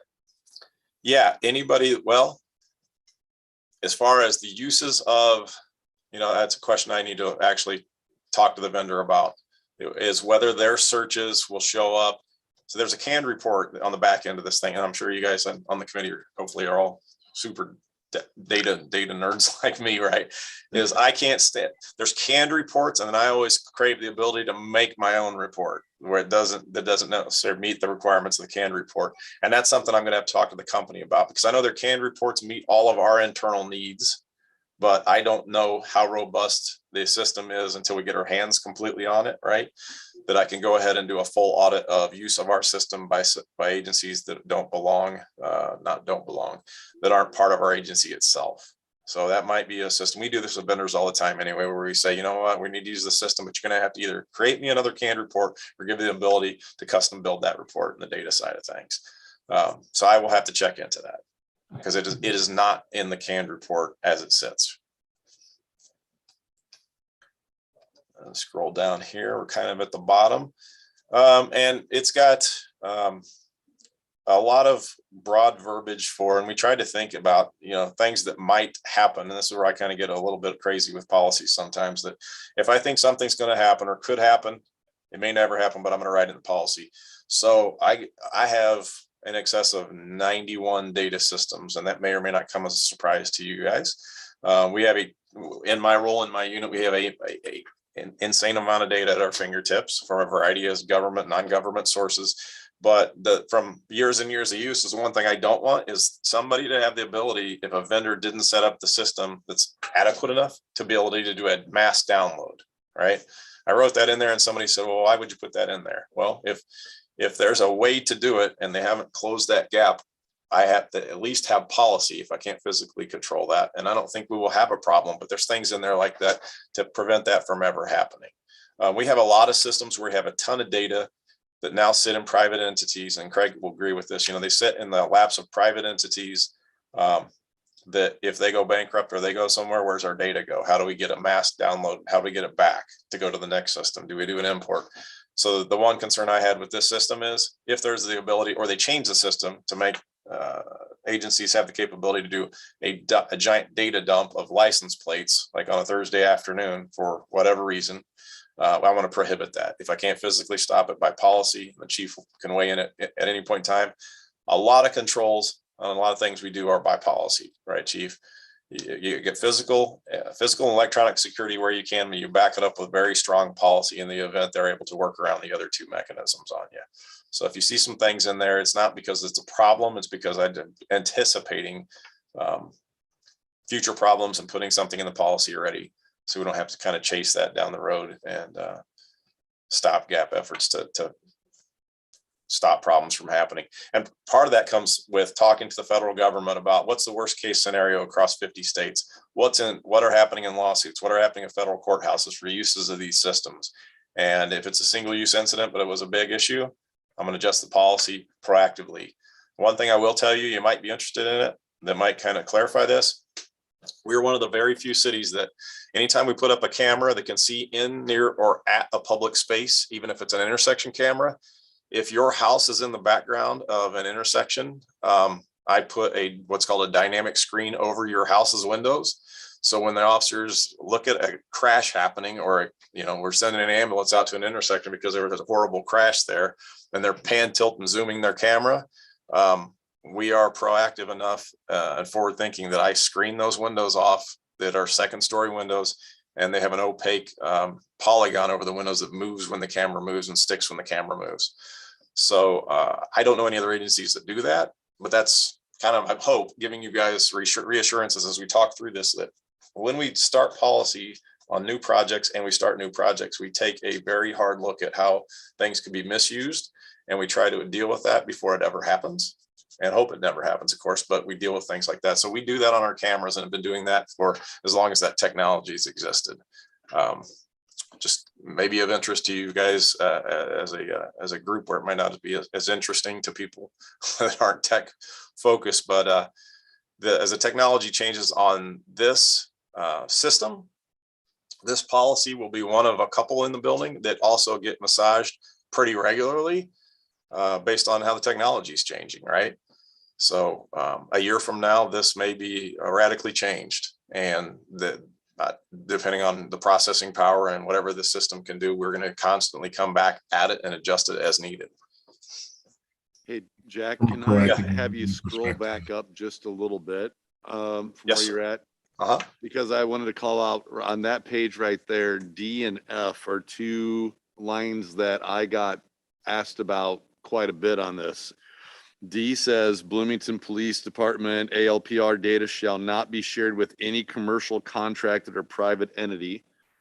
And then F says, at no time is ALPR data allowed to be sold, monetized, or otherwise used for commercial or non-law enforcement purposes. And you talked about them earlier in the presentation. I just wanted to call them out again specifically in the policy because they were questions I got quite a few times. And I watched some of that Facebook Q&A that happened last week, and that was asked at least multiple times there. So Yep. I just thought it bared repeating multiple times that it's in the policies. I think it's in the In contract the with contract Flock as as well, well. Jamie. Yeah. And, we just want to keep stating that over and over again, because I know that's a source of concern for people. Yep. So circling back on the PowerPoint and some of the earliest questions were what, and I hope I answered it, but I want to make sure we also came close to ending that it is only looking at the license plate of the vehicle, alphanumeric characters, and it's only attempting to machine learn what's on that piece of metal, right? And index the data. And that was the question. I may not have answered completely, but I want to make sure there's never a name, there's never an address, there's nothing other than those alphanumeric characters that occur on your license plate in the entire data system. Okay. It doesn't exceed that. And just in case you're thinking, we also can't amend the system. I can't go into the back and say, you know what I'd really like? It's got 3 data fields. I'd like to add another 5. I'd like to have the officers be able to go in and tag something with, this was the chief of police car, or this guy plays on a certain baseball team, or this girl goes to a certain church. There are no additional fields. You can't add to the system. You can't amend the system. You can't overwrite things. You can't do anything with it. You are just a consumer and a searcher. And then you have those 3 or 4 those 3 or 4 fields for accountability. And that is it. But somebody, I think, asked us that off of that thing is, can you guys add data into this and how will that be controlled? No, we can't add anything to it. We can't amend the system in any way, shape, or form. So that's also within the contract. Any questions about anything we covered from either of the 2 parts, or questions about, I don't know, Craig mentioned that you might or may not have questions about the other camera systems that we've utilized in the past. I mean, we're open to anything you guys have questions about. Okay. Before we get to some general questions, I wanted to give Alderman Matthey, or actually Mayor Pro Tem Matthey, for the city council meeting that this was actually tabled under, to have a chance to make some comments to the commission and to the Bloomington Police Department before we get into that. Go ahead. Yeah, thanks, Craig. Jack, first of all, thank you for the level of detail you went into today. I think, with this, I know that we had people who were intending to watch this live while we're talking about it. This will be recorded on our YouTube channel, so people will be able to reference it. City council will be able to share it out to residents who can, literally get as much detail as they want, as much of a deep dive as they want with the thoroughness that you went through this. And thanks, Chief, for telling Jack he had to do that. So we appreciate that. No, I think that I know that this is different than we have done in the past, where we get a system and then we say, okay, now we've got to create policies and how to use this in an ethical and a professional manner. But this is one of those kind of things, as we're moving into more and more tech specific areas, this commission, one of the things that we've been working on for 6 months is we've been working on reviewing and aggregating all privacy policies for every department in the city, and getting a chance to sit down and kind of go through this from a privacy angle to start with before we actually invest in a system like this is I think now prudent. There's so much information out there right now on every one of us that we can't control. But the Bloomington Police Department as an enforcement agency, it feels different to a lot of people, right? people have voluntarily given up so much information to Apple and Google and Facebook and all that, but this is different where you have the ability to, to arrest if somebody breaks the law, right? And so I really appreciate the fact that we had the time to sit and go through this. I really appreciate the fact that our local chapter of the ACLU got involved and asked very diligent and thoughtful questions on the subject. And I think that pretty much every question that I've been asked to date so far, you answered those questions already, and you already had it in place, in the draft policy that city council was sent the day of that meeting. And we tabled it to have more conversation about it to help people understand what we're doing. But this was the right way to go on this. And I really appreciate your work and helping us understand all that. So I look forward to questions from the rest of the tech commission at this point. Okay, anybody? Jacob? Yeah, Jack, I had a question. I don't know if we covered this, but what kind of access actually does Flock have to any data that's captured? Internally themselves? Yeah, like if one of the employees at Flock decided, hey, I'm just gonna go check out the license plate data in Bloomington, would they be able to do that? Is this Yeah, I can't. encrypted in some way? It's encrypted at the point of collection by each agency in the AWS farm, the cloud farm. And we asked them some along the lines of those questions. Obviously, they have the ability to, and they control it within their company, like similar to what we do for levels of access for support. Their contact that we have from the lawyers to the tech to the salesman, when they do a demo or they go to an agency to talk about this, they are all provided. I mean, I'm at the top. I'm sure there are people that have the key to what they need to have for engineering purposes, but everybody else has a generic login. When they demonstrate it within our city, and that's what I ask, run some of the information on the cases we have where we're missing this car, and maybe it's in Georgia. They said we can't. So everybody has a dummy account with dummy data set up into it.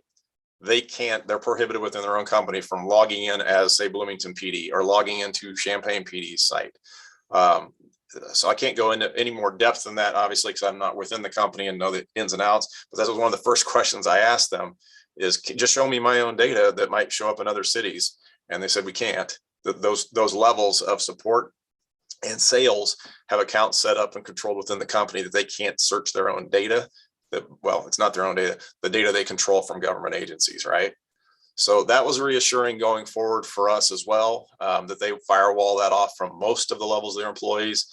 For engineering, troubleshooting, and everything else we've dealt with them on. There are instances that they have employees that have to have access to fix problems and engineer the system, continue to design the system, but they wall off their employees. So does that answer your question mostly? Yeah. Okay, thank you.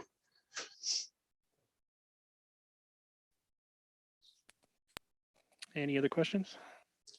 I've got one. The first, thanks, Jack. That was super in-depth, definitely good information. One question, and I don't know, this might be kind of too high level at this point, but has there ever been any consideration with this project or with any project of this scale for external audit, or not necessarily within BPD audit, just of those audit and access logs, not necessarily of the data contained in the system, but with who's accessing it and what they're doing? As far as, and somebody did ask that to us last week, so I think you're referring to maybe an FOI comes out, perhaps it says, I want to know how many users that you have in the building. We have 100 chief, I think 65, 170 employees, and say our response would be 110. And they said, well, that's not exactly what I want. The names of the employees, the assignments of the employees, right? And then frequency of use by individual employees. That's kind of what you're asking, how deep they could granular level they could drill down maybe. Yeah, and even separate of FOIA, if there is like a process that exists for just say an annual review of access and audit. So not necessarily a reactive FOIA request, but maybe more like a proactive board that just annually sits down and says, all right, this is who has access to our systems. This is what they're doing with them. This is, you know, they did a data dump at this point. Why'd they do that? That kind of more proactive system. Yeah, I think part of the answer on that, Tyler, will be seeing the back end and how much we can and can't control those production reports, right? So I will give you an example that, again, I think you people will find interesting, because I certainly do, and Craig appreciates it. For IT, on our milestone system, which is our VMS, our video management system for all the cameras in the city, which there are, you know, from the Coliseum to the lake to our cameras downtown, there's over 100 cameras.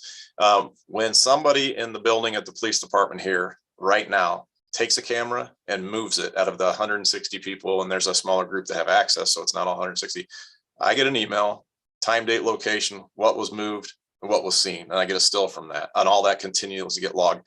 So we already have, for our existing system, almost a ridiculously level of granular control for audits on that. So what we chose to do on that was, instead of looking at the end of each month, because there's a ton of times that these functions happen on the cameras that report data, we set it up in a way that's like, show me what they're looking at, so I'm not looking through a table, you know. And that's where we came up with, maybe it's better to make the windows opaque on these cameras, right? And I also have the ability on those cameras to do a full stop on the PTZ, so it can't go beyond 10x, even though I have a 30x capability. So we kind of think about it differently. And to answer your question, until we get our hands in on that, I'm not sure how much control we'll have, but they're a very receptive company. I know they've made a couple changes just on our input in the last 2 weeks, and we're not a full client yet, and we may never be. So we're working well with them, where you know, I mean, the big dog that has the contracts move the system. So I have some pull with the other agencies that are also in Central Illinois that are working on this, and we want to see them adapt and change to meet our needs. So as we get in there and root around the back end, I think that's something we can ask for, right?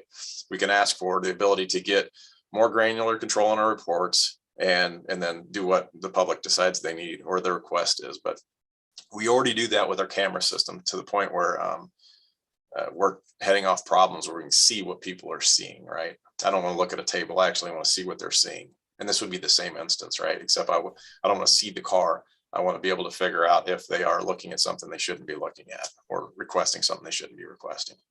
Right. Yeah, that's great. Thanks, Jack. Yep. Thank you. Any other questions? Robbie? Just want to make a quick comment. I, again, want to thank Chief and Jack for coming, presenting. It was really interesting, really insightful, really in depth, and I appreciate what you guys have put together. I just would like to make a comment. I know there was a lot of public, sorry, there's a lot of public interest, a lot of outcry even, and a lot of paranoia about what was going on with this, because I think it just showed up all of a sudden and there was little to no information about it. And I know I, for one, am very big on digital privacy and security issues. So I think it might have helped if there had been maybe a little bit more forewarning. You guys have obviously been at work on this for a long time. I think maybe some earlier conversation, get the public involved, let them know what's going on, so people would have that reassurance that you do have all these things in mind. I think the overall tenor could have gone a lot differently. I just want to put that out there. But again, thank you very much for presenting. And again, I know we've had some questions. I appreciate that you guys are going to look into some more detail. So thank you. Okay. Anyone else on the commission? Chief, I want to give you an opportunity for any last comments that you have. Yes, thank you. Again, thanks for the opportunity to present tonight. I do want to acknowledge Mr. Jack McQueen and his team, and everybody on my staff that contributed to developing the policy and literally being a leader for this project in Central Illinois. We're getting a lot of phone calls and providing some leadership and input to other agencies, which will perhaps help them through their process. So you have an awesome team here at the police department. We do take great pride in ensuring that we surpass the expectations of the citizens community members and leaders of our community. So again, this will be very fruitful for us, and we hope that we have the support to go forward. And again, we thank you for your time, and Craig, to you as well. Thank you for supporting this initiative and providing guidance along the way. Thank you, Chief. I'm going to pile on too without trying to be too repetitive, but thank you both for your time in explaining this very detailed, very informative presentation. It was hopefully a lot of information came out, and like Alderman Matthews said, this is on record for hopefully citizens to reference back to answer a lot of those questions that we have been fielding. I think one of the primary things that came out of this presentation was, and Jack said it, is how deliberate Bloomington Police is in this process, and our approach or their approach, to technology and how we want to protect that data. So definitely feel very good about that. I also want to mention, Jack kind of lightly mentioned, some of the fact that Central Illinois, specifically Bloomington Normal, has been lucky in some of the major crimes and violent crimes that we've had in the area being so low. I kind of look back at that as, yeah, there may be some luck into it, but I do think that a lot of that is due to the hard work and dedication to all the men and women of the Bloomington Police Department and the work that they put in. So definitely thank you for the work you do in keeping our community safe and secure. So thank you. Thank you.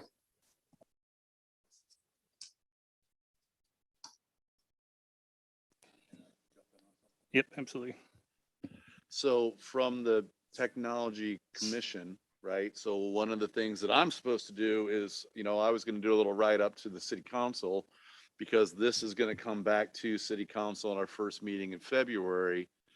You do not have to tell me right now if you don't want to, but if you want to shoot me a message, send me an email at some point and let me know if there's anything that we've talked about that you still have concerns on, or if the presentation with the policy that we've seen, if you feel like, this is the right direction we're going here, I would appreciate feedback that I can then turn around and give to the rest of the city council.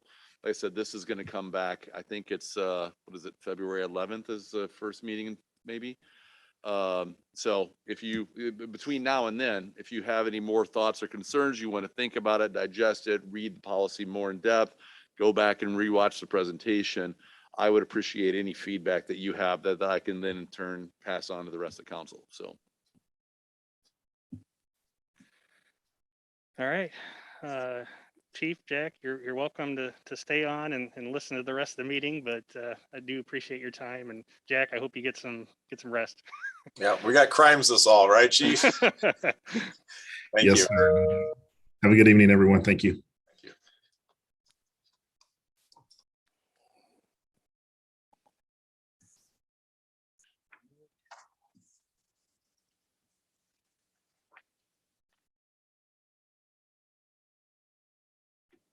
Greg, do you just want to move on to the next item on the agenda? Yep. Yeah, we'll Okay. move into Sure. Tyler Munis upgrade.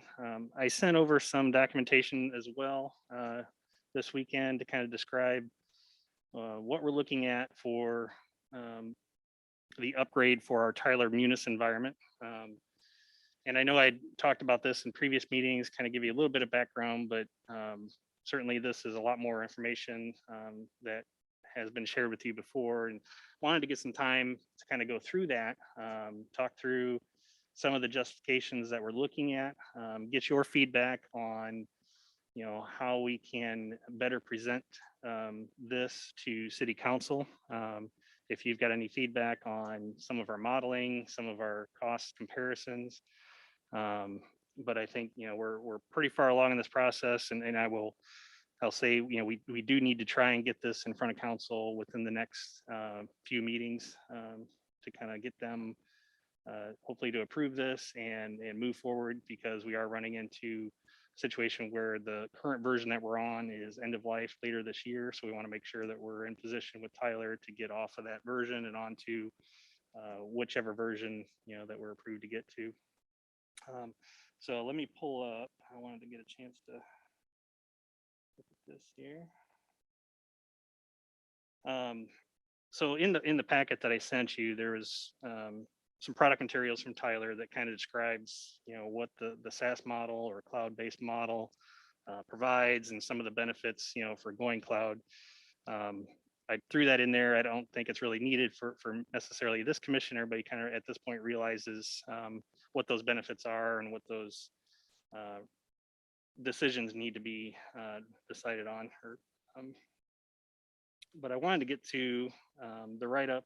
I think it's on page 14. And this is the draft executive summary that we wrote up that kind of describes, why we need to upgrade the current version of Tyler Munis, some of the features and benefits that we'll see by moving to the Tyler SaaS model, some of the points of consideration, just moving to cloud in general, and then also list out some benefits and some decision points there. So that's kind of really what I wanted to focus on with the commission was working through that document.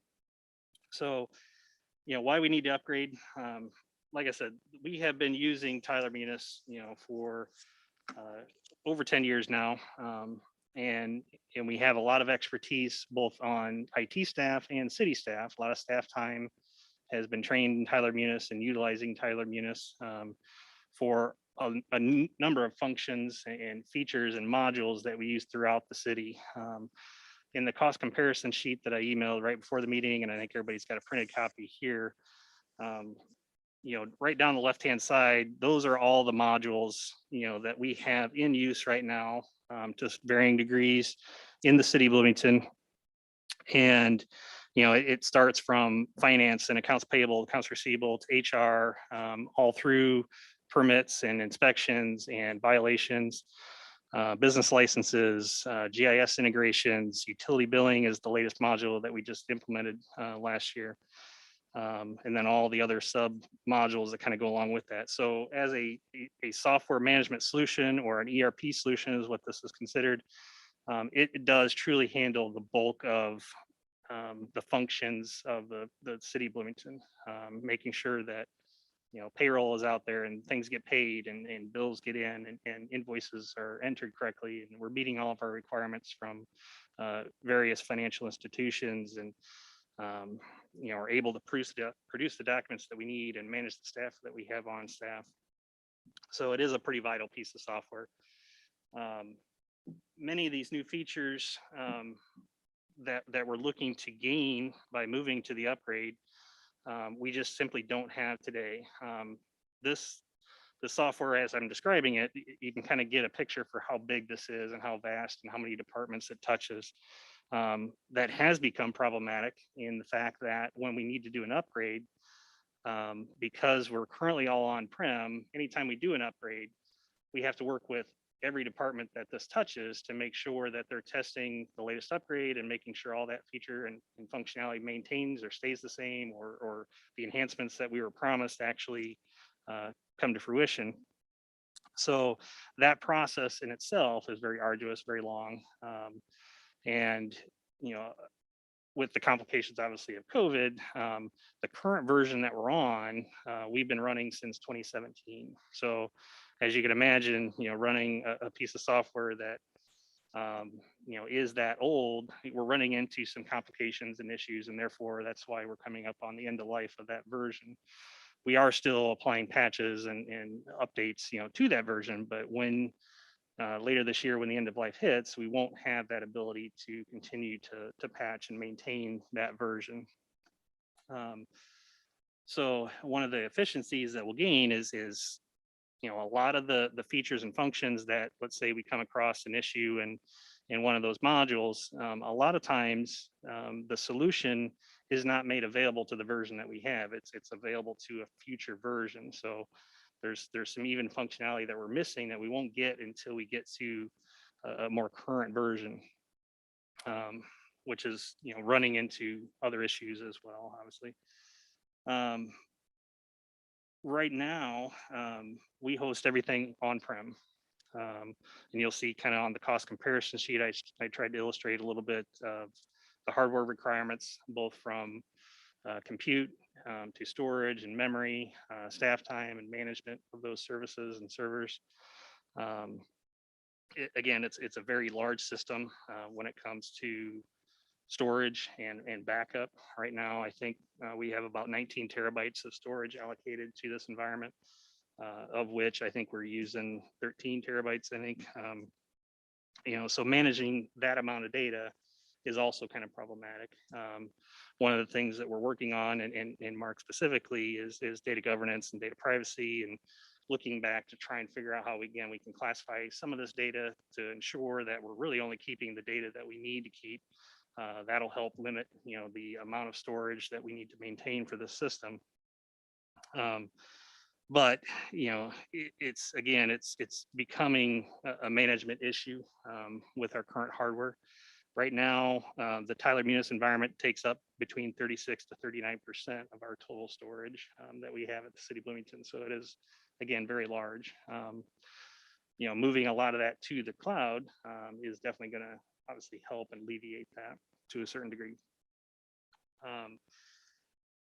The other thing I'll mention, some of the features that the Tyler Munis environment in the SaaS model provides, of course, is the alleviation of management of that hardware. They're now responsible for the performance of the system, the right sizing of the system management, updates and upgrades, are kind of managed by them. So it does take a lot of pressure off IT staff and city staff to do that. We'll have more time to focus on more of the business process or the utilization of those modules rather than the time that it would take to actually manage and back up and troubleshoot the actual system functionality. So we can offload some of that.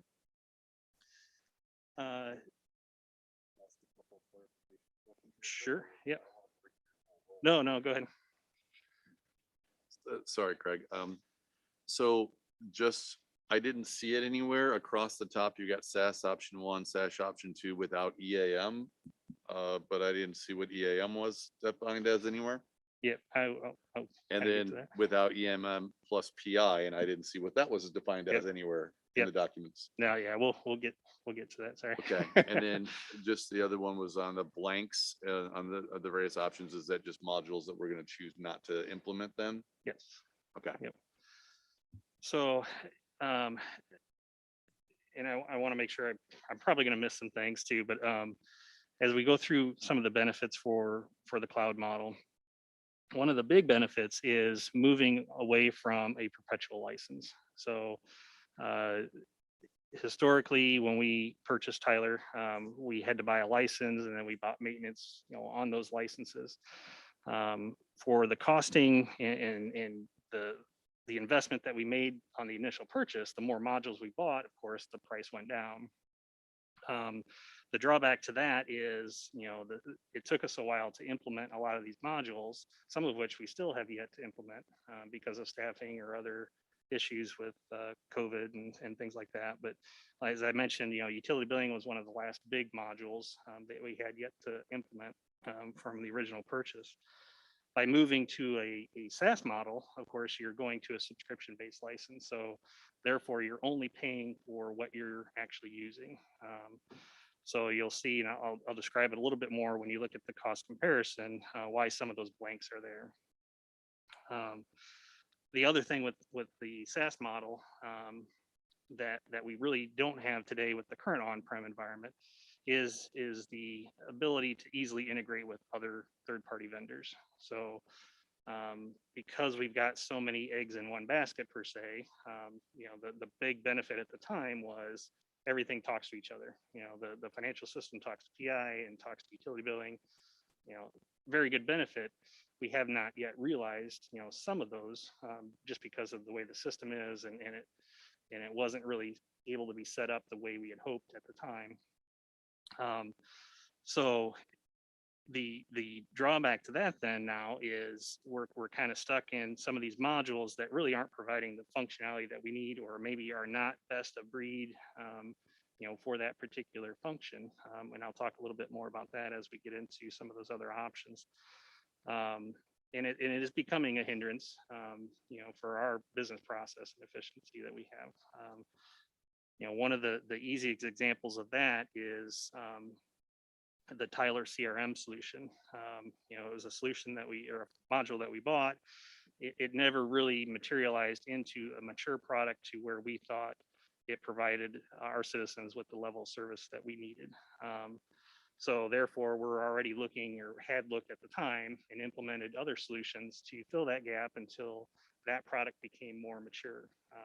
Still has yet to materialize into a mature enough product for us to want to use it.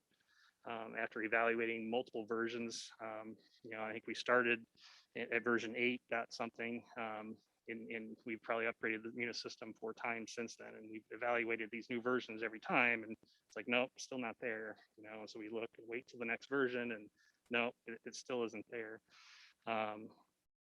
So those are specific examples where, if we're in the Tyler SaaS model, or just any cloud-based model, you're inherently more able to interconnect or interface with third-party solutions because it's cloud-based. It's more extensible. They've already made a lot of movement to that in the last couple versions, so we're already seeing that model. So the hope is that we'll be able to easily integrate with some of these other companies. Let's say if we find a company that's better suited for a specific purpose, can we use that company but still interface the two programs together and share the data and maintain that central repository of customer information, or maintain the connectivity between finance and some of these other solutions. So it is a huge benefit there. Right now, we're at a point where obviously we need to upgrade for a version. We're also at a point where the next release, in order to do that, if we were to stay on-prem, and this is where we're going to kind of start getting into the cost comparison sheet, the first column shows what we're currently expending for on-prem Tyler Munis, specifically license totals, and then we kind of get into Tyler Systems Management Support, which is another $30,000 fee that we pay for basically 8 to 5 support for them. And then towards the bottom, this is where I'm trying to get in some very conservative estimates on hardware and system costs to kind of start realizing the difference between on-prem and SaaS. So I can't really illustrate it by just showing the license costs, because there's a whole hardware component and storage and backup and staff time for that. So I've attempted to illustrate that with what I think are very conservative numbers. The second column is the on-prem upgrade.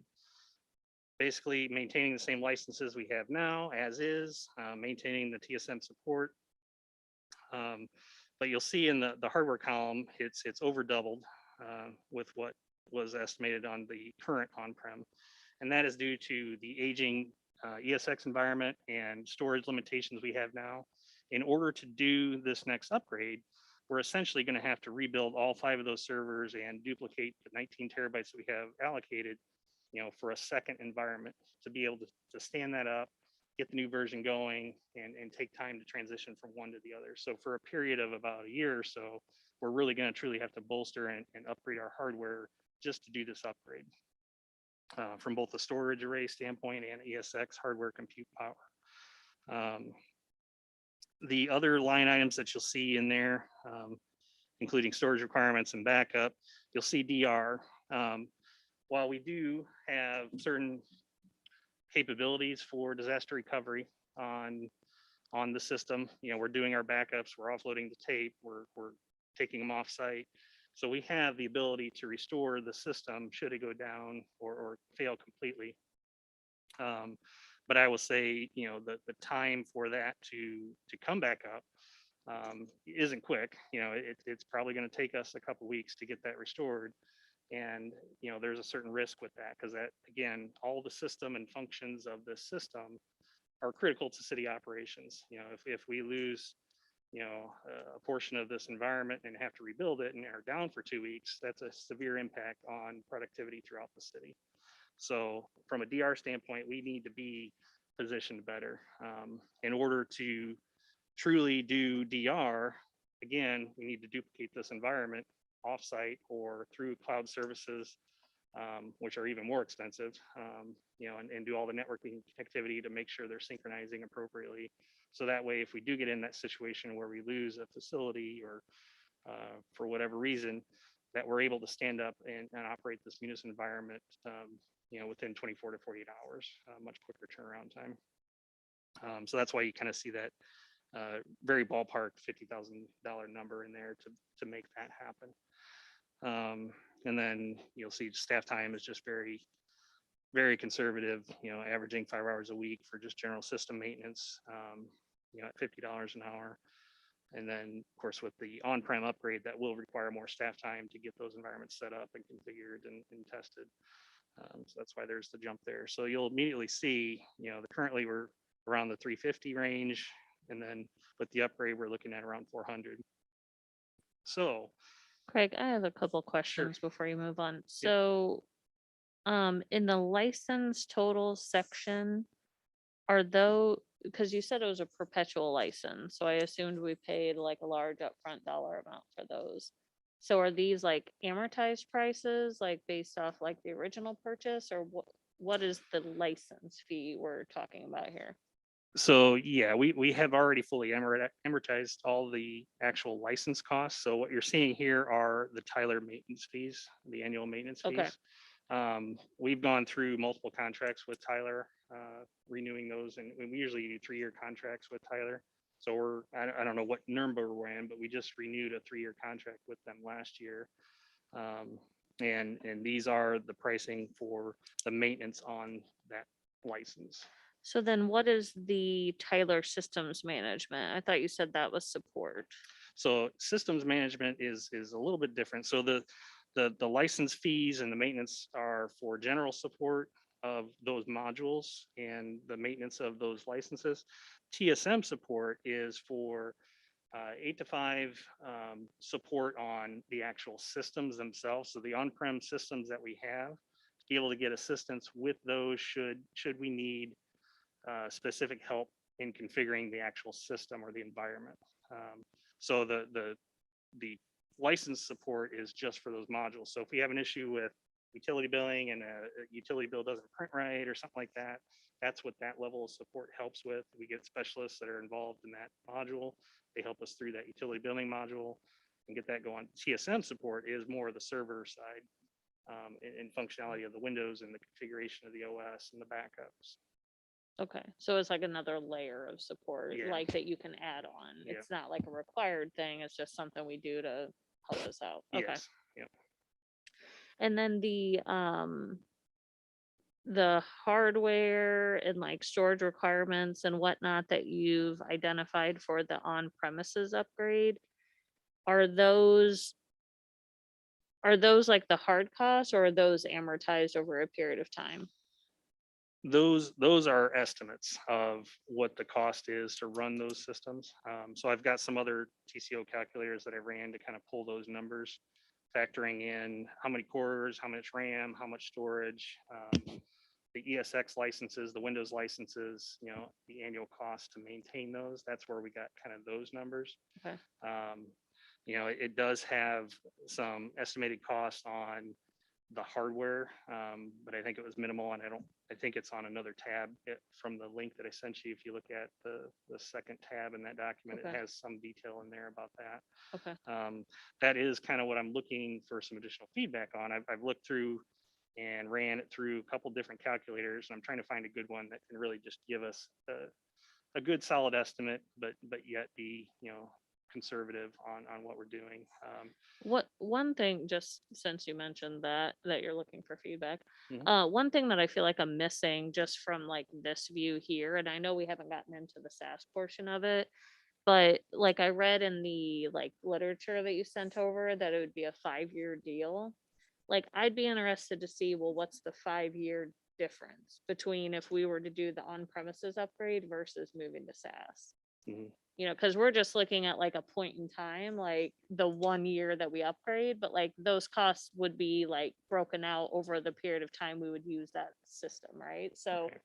I don't think it gives an accurate representation to just say, well, it's going to cost us $45,000, because it's like, well, Up front, yes, but over a period of time, maybe that would look different. I don't know. No, yeah, you're right. And really what we're looking at, and I know I mentioned the 5-year in some of the product materials from Tyler, we're looking at maintaining a 3-year agreement with them. So all of the pricing that we're going to talk about on the SaaS side is a 3-year contract. So, but yeah, we'll add some clarity there and kind of run Yeah. that out for another 5 years. And see. And if we're looking at a 3-year option, like I think that's fine, but then I would be curious to see, because you're saying like prices on here are 3 years and we're looking at the on-prem, is that just 1 year, I'm guessing? Well, all the prices that you're looking at are annual. Oh, okay. Okay. Oh, But they're okay. the pricing is based on a 3-year contract. Okay. So with the perpetual license we had now, we had a big chunk up front, and then you're showing us the software maintenance pricing right now. With doing the upgrade, are we a big chunk up front and then we're gonna have ongoing, or is? No. No, okay, so because we're already in, even with though it's an upgrade, we're still just paying the licensing fees at this point. It is purely a subscription model. So very similar to like Office 365. You know, you don't need an Office 365 license to be an Office 365. You just pay them whatever per month and you've got it. Yeah. That's really what we're seeing in SaaS. And most of these modules, we're seeing about a 40% increase. I'm you know. sorry, I meant for the on-prem. If we were to do it just the on-prem upgrade, right? Because Right. like Windows 2012 to Windows 20 or server 2012 to server 2016, right? Yep. You had to buy the license again, and then you got the software maintenance on top of it. So there was Yeah. always the big upfront. So if we didn't go SaaS and we stayed with an on-prem, do we have a big license up front and then No. software maintenance? That's what I was, Yeah, we'll maintain, our software Okay. maintenance as we have. okay, Right. okay. Greg, a macro type question. Was there any consideration to evaluating other systems other than Tyler? Yeah, we'll kind of get into that a little bit more Okay. as we get into some of those options. I would say there has not been a strong push yet from a system-wide standpoint. I would say moving to the Tyler Cloud will give us an opportunity to start looking at some of those individual modules. So, and again, we'll get into that maybe a little bit when we get into the different options, and I'll explain that. So let's just actually jump right there. The third column is your SaaS as is. So that's where we're going to see the typical 40% increase. And it fluctuates per module, but it's around the 40% range increase in licensing costs. So you'll see the big jump from the 207 to the 401 for the as is model. But there's also some additional charges because we do need a VPN appliance on-prem, $4,000 a year. And then there's right now there's a one-time $20,000 project setup management fee that we would pay with Tyler. So if there was a one-time fee, that's where that is. What I haven't shown or haven't got the details yet on is the TSM management. So there's actually 2 different levels of TSM. I mentioned that we have kind of the lower tier TSM, which is kind of the 8 to 5 support for our system. When we move to the SaaS cloud model, TSM is included, but it's also included at that higher TSM level, which means we get nights and weekend support as well. So that's a huge benefit. What I don't have is the pricing of if we wanted that higher level support on-prem, what would that cost, just to provide the illustration of what we're truly getting. So I'm hoping to get that information yet next week from Tyler. And then the last thing is we are being charged per storage. So the Munis environment itself right now uses about 1.6 terabytes. And you'll probably go back and you'll say, well, I thought you said you had 19 terabytes allocated. And we do. Again, of that, we're using, I'd have to figure out the calculation. I thought I had it on here, but it took it off. I think it's really about 13 terabytes used. But that includes multiple environments. So we have one Tyler production environment that we use throughout the city, but then we have 2 other environments. We have a test and a train environment that we're able to synchronize with. And throughout the weeks and months, if we ever need to test a new patch or check on something, we can apply those patches to that environment in test, and then obviously log into test it, make sure it worked before we apply it to our production environment. So we have 2 other environments right now that we're supporting. So it's really 3 Munis environments that we are running and operating on that space. So the production environment is the only one that we have to allocate space for in the cloud. The other environments really don't count towards that. So you'll see that I did add, they charge for every additional terabyte. There is a $5,000 annual fee for that. So immediately I just threw in there that we want 2 terabytes of total storage, with the hopes of, as we go through data governance and working through that we'll able to reduce, how much data we have in production. So therefore lowering some of those costs, but in the grand scheme of things, that really isn't amounting to a whole lot. But we do want to look at that and make sure that that's good to go. Obviously, a lot of that hardware costs, storage and backup and all that is not required. So at the bottom, we kind of see what the estimate is and what the increase is over the on-prem upgrade using those values. So we're really looking at, as is, $29,000 increase in our annual cost. The next option, and this is really getting to where Alderman Matthew was mentioning, there are modules that we've realized throughout the years that will not work for us or we don't need to use anymore. So therefore, we've eliminated those because right now under the perpetual license, we've bought them. We've already got maintenance. It's very kind of inexpensive to maintain those licenses, relatively speaking. But there are some bigger ones on here that we've identified that we just don't need. So the first option would be proposing by moving to the SaaS model, but eliminating a lot of those modules. And I think on that spreadsheet, it also has listed in there, I think, which ones are deleted, but bid management, contract management, employee expense reimbursement, performance-based budgeting is a big one. Recruiting, we use another tool for that, so that's not going to be in there. And I think that was the bigger ones. So, by eliminating those unneeded modules, we can lower that cost down to 364, which now gives us really below the projected on-prem upgrade cost and actually closer to our current costs or current expenditures. Option 2 and 3 take that one step further. Option 2 is without including enterprise asset management. So that's what EAM stands for. That's inventory, that's asset control. That's another module that we purchased at the start, but have yet to implement because of a combination of things, whether it was, again, the features weren't there that we wanted to have there. We worked round and round with Tyler on including some GIS capabilities that we really need in the system to make that work. And they never got in the system or in the version that we could utilize it in time. Still not there.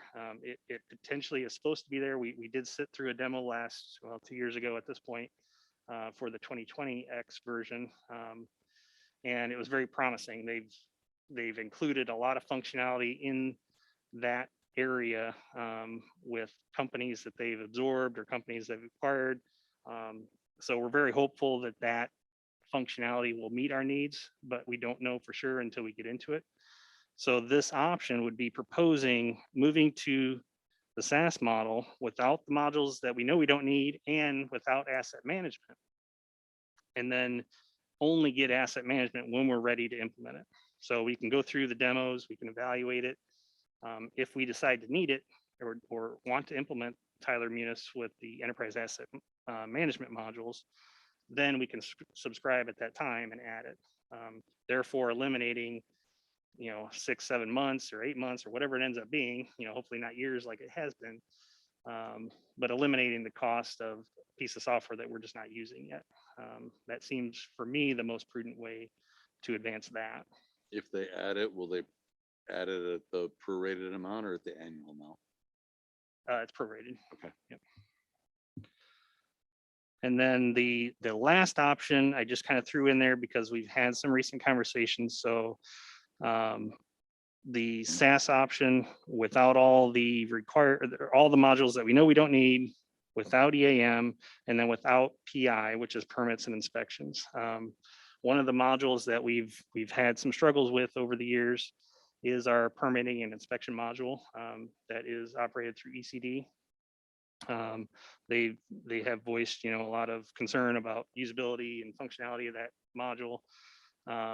So the option I wanted to illustrate there is if we pull that out, what would our cost be at that point? But then, of course, you're working in a space that you have to replace that software with something else. So we are already looking at what that next module could be. So kind of to Chairman Newmeyer's point, are we looking at other solutions? Yes. But not as a whole system. We're looking at it more on, again, specific modules or best of class or best of breed software for that particular functionality. That we're a long ways to go there, but my approach there again would be I would like to get to the SaaS model, get to the latest version of Tyler so we can evaluate what that PI module truly gets us with the latest version to ensure that the functionality is truly not there, or is it identified as a business process that we have to change to make the system work, and is that feasible or not? And if not, then okay, let's do some deep dives and look at some of these other vendors to find out if there's a better solution, and can we still maintain the integration with the financial side? Again, the big benefit of having all these in the one platform is all that ties together. So specifically with the PI module, because that involves violations of business licenses. Well, not business licenses because that's a separate, but certainly violations. One of the benefits that we were sold on at the time is, if somebody has a property violation, well, if they come and pay their water bill, it's supposed to flag them and say, well, you've got this property violation, you need to pay this too. Do you want to pay that as well? And then you have that one-stop single pane of glass where you can just pay everything and be done. We want to try and maintain, obviously that functionality because that is important. So can we get to a system that can provide interfaces or communication or bidirectional communication with Tyler Munis to maintain some of that? That's a big ask, honestly. So, but it's one that we got to evaluate and see. That one specifically, obviously, is very public facing for businesses and contractors, to pull permits and outside developers that want to move to the area. We want to make it easy and enticing for those people to do business in the city of Bloomington.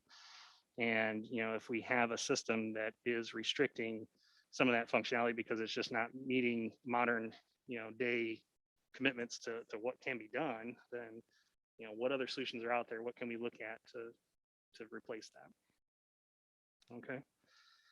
Hey, So those Craig. are the options there. I have a Yep. quick question. So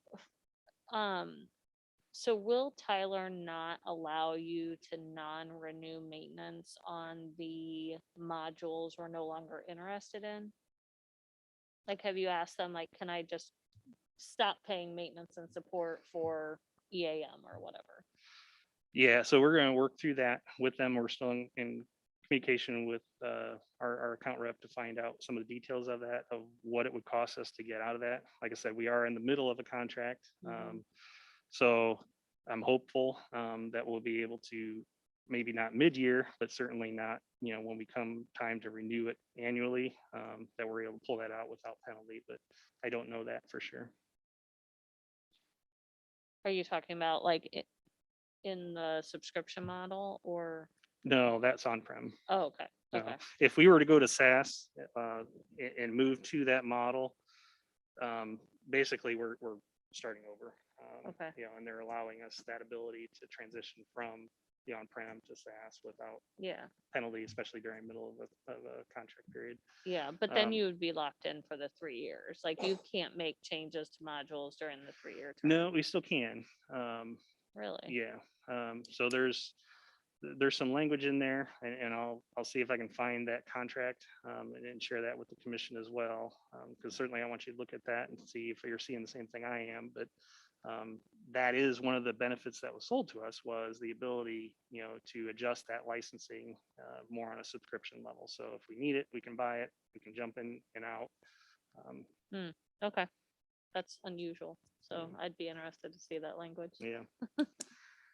The other, I forgot what it was. I lost it. Go ahead. Craig, do we know what, for instance, Normal uses? I know they talked in their summaries about other municipalities who are using the system, but just for instance, do we know what Normal's I using? don't have specific information on what our counterparts in the town of Normal use. But like you saw, we do have a lot of area partners, locally, that we rely on heavily. Joliet is a good partner for us. We communicate with them quite regularly. Champaign and Urbana both use Tyler Munis to varying degrees. One of the differentiators that we have seen is a lot of the municipalities that have Tyler Munis don't have the amount of modules that we have. So they generally don't have some of the complications that we have to make everything work together. Like Urbana may use financials and payroll, but they don't use PI, they don't use utility billing. Joliet, they use quite a few, but still not as many total modules as we do or have tried to use. So even though other municipalities use it, it's still kind of an individual use case on which modules they use and what their success rate is. I remembered what Yes. my other question Go ahead. was. So in the SaaS as is column for the 70 concurrent users, it's showing a cost of 70,000. But then when we move into the three other options, it drops to 50,000. Are we Yep. decreasing our amount of users? We or- are, Okay. yeah. So the initial calculations came back as 70 concurrent users. I think with some reports that we've run and our staff that have looked at and working with Tyler, that we think we can get away with 50 and still be very comfortably covered for concurrent use. Is that, is that, is that set in stone as part of the contract as well? Of like, Concurrent or use? is that like the number of users, or is that like the modules where you could just say, oh, actually, I want another 10? I believe there's some flexibility there, but I'll need to double check that and see. I also was wondering, for the SaaS as is, does it like, in the end of the day, if we decided to go SaaS, we wouldn't actually be doing the as is, right? But No, I just put that in there just for just an for example. illustrative purposes. Yeah, I would not propose that as a recommendation. Okay. So that gets to my question. What would you recommend doing Um, at this point? just at this point, knowing what I've seen, my recommendation at this point is option 2. Obviously eliminating the modules that we don't need, and then don't pay for EAM until we're ready to use it, is really where I'm at. One of the things I didn't mention is one of the decision points is up until, well, maybe 6 months ago, Tyler had made a statement of version 2022 will only be in the cloud. And that really put us in a position where, well, we gotta upgrade. Do we really want to spend the additional hardware costs and staff time and resources to go on-prem? Should we just shift to the cloud at that point? They have since shifted away from that. I guess they got a lot of friction from existing clients, of course, that weren't ready to move to the cloud and wanted to be on 2022. So they've backed off on that and are saying that they're going to support 2022 on-prem, but they are signaling, and I think there's a lot of traction. They're really doing a lot to move clients to the cloud. Some of the other benefits, obviously, you'll look at, but one of the things that we did struggle and continue to struggle with in this work from home environment, as we have people that are remote workers right now, because everything's on-prem, in order to function in the Munis environment, you have to have a secure VPN tunnel back to the city's network to operate in the system. Obviously, when you move to Tyler Cloud, that requirement is lessened. Obviously, we want to maintain security. We want to make sure that the browsers are protected and the devices are protected, but they don't need a secure tunnel back to the city of Bloomington. Providing that secure tunnel back to the city is a very expensive endeavor, and there's a lot of maintenance, a lot of configuration, a lot of support that goes in with those connections. So this would help alleviate some of that as well. I was gonna ask, well, and that brings me to a question that I had is, do we have enough bandwidth? Like, is this a fat client where it's installed on a machine, or is this like a web-based portal, or a thin client? This is thin client web-based. Thin client web-based? Yeah. Okay. So that's good from Mhm. a bandwidth point of view. And then with the security, right, thinking that one of the major distributors that I use for my business got hit with a ransomware attack. Mhm. And they literally 2 weeks before Christmas, they couldn't ship games. That's a bad position for them to be in. And it took about 2 weeks for them to get back online. I mean, is there an option with this and logins and given the amount of data that's in there for like a two-factor authentication, like a fob or a client on a phone or something of that nature that's built into Munis as part of the security features? Yeah, so we are looking at that, leveraging our Azure AD authentication model. Okay. So the hope is that we are looking right now at enabling multi-factor, throughout the city. We're probably going to start with privileged accounts and work our way down to all users. That is a direction we're moving. We're going to get there.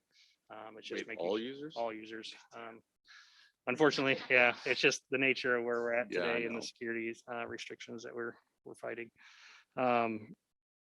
So, inherently, if we're using that Azure AD model for authentication, we'll have that ability as well. So, yeah. Now your point about bandwidth and malware, there are definitely certainly risks, that we have to evaluate when going to the cloud. Obviously, not having full control of our data is one of those risks. We here at the city even experience that with our Kronos time and attendance system. We recently, experienced that whole attack that they went through, and we were down for over 6 weeks, not having the ability to do time and attendance, and just now getting access back into that system. So that the threat is real, and we have to figure out how we can mitigate that risk the best we can through a combination of security, multi-factor authentication, but then also on their side, the DR recovery services, making sure that they have immutable backups, so that way if something happens and an attack happens, that we're able to get to our data that's not been compromised, or has never, been able to be touched by outside hands. There's other things that we're looking at doing. Obviously, can we still pull back and keep an archive copy of our data on a scheduled basis, so that way we always have at least, a month or, somewhat recent data, on our network that we can access should we need it. They do offer additional full disaster recovery services that moves data to multiple data centers and promises, certain SLAs for recovery time and all that. We haven't gone down that route to evaluate that. That's another option that we could do should we need it. But I think there's definitely other things that we can do in the meantime. As far as bandwidth goes, that's another consideration. Obviously, if you're going to be pumping 50 continuous concurrent users and pulling data down and uploading invoices and bills, there's going to be heavier bandwidth requirements on that. So there is going to be some consideration for needing to upgrade some of our ISP connections and aggregation devices to allow for that traffic. Right now, we're in a very good position. We've got multiple ISPs and good partners in the area that provide very high levels of service. So I'm not concerned with the ability to get to that bandwidth. My ability to make sure that we're at a level that is sufficient but not oversubscribed is what we need to do. And you can do that very easily through analysis and logging and monitoring that activity. So Craig, as you were talking through that, so looking at the modules, I would suspect that there's quite a bit of like sensitive data that's involved with using these modules. What, how do we feel about having all of that sensitive data out there? I mean, I think I saw it was CGIS certified AWS environment or something. But I guess just thinking through like even just what you just talked about disaster recovery and if there's an attack of some kind, um, is that like how do you let your employees know that now this data is going to be out there in the cloud? It's a good question. I think the CGIS information you're referring to is the LPR system, not necessarily with Tyler Munis, but Oh, very sorry. I thought similar. Very similar. There are, you know, data security standards that apply to our data, whether it's HIPAA data, SOC 1, SOC 2, you know, various different data requirements that have to be met. Tyler Munis only focuses on municipality, so they're very familiar with those security requirements. They have those data privacy and security audits that they do to prove that they're at that level of certification. It is something that, for myself personally, you know, I'm not comfortable with fully, but I'm getting there. It's just where we're moving and where we need to be. I think if we are deliberate with it and making sure that the connections are secure as possible and the data is backed up properly and has all those data certifications met, that it can be a usable system and very well protected, if not more protected than we are today. so. Do we have or does the city have like specific standards that they have to make sure that their vendors adhere to? And you know, are you asking Tyler to provide certification that they're adhering to those standards? Like how do we make sure, I guess? Yeah. So that goes back to those security standards. So like I said, for example, and it probably doesn't necessarily apply to Munis, but like HIPAA, for example, you know, health and privacy information. You know, our fire department has to keep track of patient health information and personal information, PII. So they fall underneath the HIPAA requirements. For the system, which is a cloud-based system that we use to collect and transmit that data, that system has to be HIPAA certified. They run through annual audits to verify that, yes, they meet HIPAA certifications. Once they do that, we have that statement, and, you know, that is good enough, you know, for us, because that's what we need to prove to our auditors, that yes, we are in a HIPAA compliant system. The Munis system has a number of other certifications, whether it's, like I said, SOC 1, SOC 2 are more financial based. But certainly those are the details that we need to define, obviously, with the contract to ensure that they're meeting those before we even do any of this. Mm-hmm. Yeah, I noticed in the paperwork that they like conduct an annual audit or whatever, and I had made a note like, do we receive the results of that audit to make sure that They they're publish those. okay? Yeah. Okay. And that's typical with most security standards. For example, you mentioned CGIS. We have to do an annual or actually biannual audit with the FBI for our CGIS compliance. We have to go through training, you know, and get recertified to ensure that, you know, we're meeting those requirements. And that's the same process that any vendor that states that they're at that level has to do. Yeah, along those lines, I wanted to drill down into Tyler Tech. So I went and checked out their website and read through who they are and what they do. I did drill down into their annual report, their most recent, which is 12/20, as well as review their audited financial statements. And they look like a solid organization. Nothing overly negative jumped out to me at all.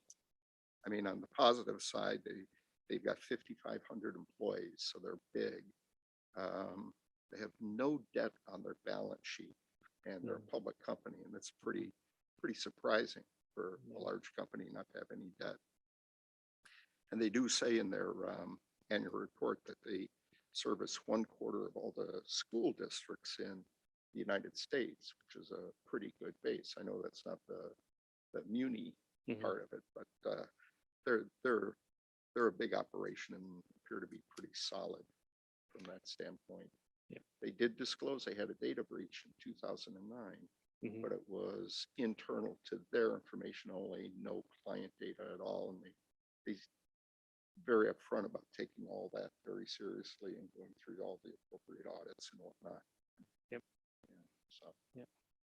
I got comfort in looking Yeah. through all that. And I maybe cast maybe more of a negative light than I should have on the Tyler platform, but they have been a very good partner for us since we've had them 10 plus years. They are a strong company. They've done a lot to meet our needs and customize some of the things that we've asked for them. They continue to grow, like you said. They're a very strong company. They continue acquiring other companies that, just like Microsoft or any other large corporation, if there's a player in the market that has something really good and they can't meet them, they'll buy them. And they've kind of done that over the years, and to our benefit. We've seen a lot of the benefit of that with features and functionality added to the modules that we have as well. I was just gonna wait till you were done. No, go ahead. Okay. So, I just had a thought and just to make sure that we're kind of talking about a robust conversation about what you've done. You may have already done this, but, have you looked at spinning up our own virtual environment?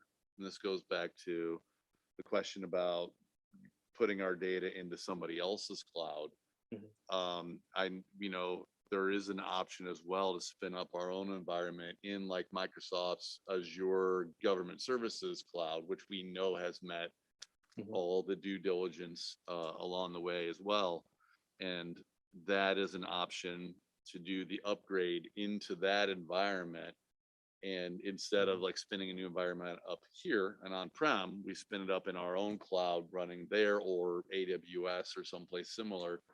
I'm just curious if you had looked at what that would look like long-term, because I think I've told you before, long-term, I don't know why we have a server room the size we do long-term. Like, should we be moving that into a hosted rack at a data center or going more cloud as we go along? Because I know the cost to maintain a server room is a lot higher than most people expect until you get to scale, right? And we're never going to get the scale. So I was just curious if you had looked at spinning it up into a cloud environment or not. We have. We're actually still evaluating that for not just Tyler, but for other systems as well, including storage, because of some of the restrictions that we have in our current SAN environments. To try to fill that gap, we're looking at leveraging, hybrid cloud storage as well. And you're right. I think the long-term direction is looking at what that model truly looks like. I have not run the numbers for this exact environment. I have run it for particular one-off servers. And it is expensive. But again, you have to run the full justification, right? And what it would cost you in staff time and power and BTUs and everything on-prem versus in the cloud, and what the benefits are. And it shifts it from capital to operational costs at that point. Which is easier to budget, easier to manage. But again, I do plan on running the numbers just to see, for my own curiosity, what it would be. But I'm really probably going to guess it's $100,000 easy for this workload to be done in the cloud annually. But I will get those numbers and show you. So then I guess, we're rounding on a 3-hour meeting at this point, and it's, a large part of that was because you were planning for this conversation, and then city council dumped the ALPR into the tech commission's lap last week. Do you have the information you want from tech commission to go forward, or do you want to, I know there's a bunch of questions asked. Do you want to revise this and revisit next month at next month's tech commission? What were you thinking? Because I feel like you want to get something in during this budget cycle to Oh, yeah. probably, yeah, right? Yeah, So yeah. you probably already have it in there that either we're doing A or B this year because we have to because of the end of life cycle. So I'm just curious, what were you looking for from tech commission at this point to go forward? So at this point, I wanted the opportunity just to kind of, talk about where we're at and explain some of the numbers that I'm showing you. I'd like to get some feedback from all the commissioners on your thoughts on, what else needs to be included if there's something that I haven't looked at yet, or further define, like you said, if we can push this out 3 years and show total cost of ownership over 3 years, what that looks like. Those are all good, because I want to make sure when I get this ready to council that I'm on solid ground, and and I have everything ready to go. So for that, I think we're at a point where if I can get that feedback, add the feedback to kind of the documentation we have, modify the executive summary, polish that up, I think we can revisit it next technology commission meeting again, get some final thoughts, and then ready for presentation to council and hopefully early March. Craig, one thing I'd like to see is for these option 2 and option 2 without PI, those modules that wouldn't be used, what the estimated cost of whatever alternative you would want to use, what the cost of that would be. Yep. Yeah, there were some numbers that fell off of that one, I think. So I'll definitely add that for the next one, and show that. Yeah.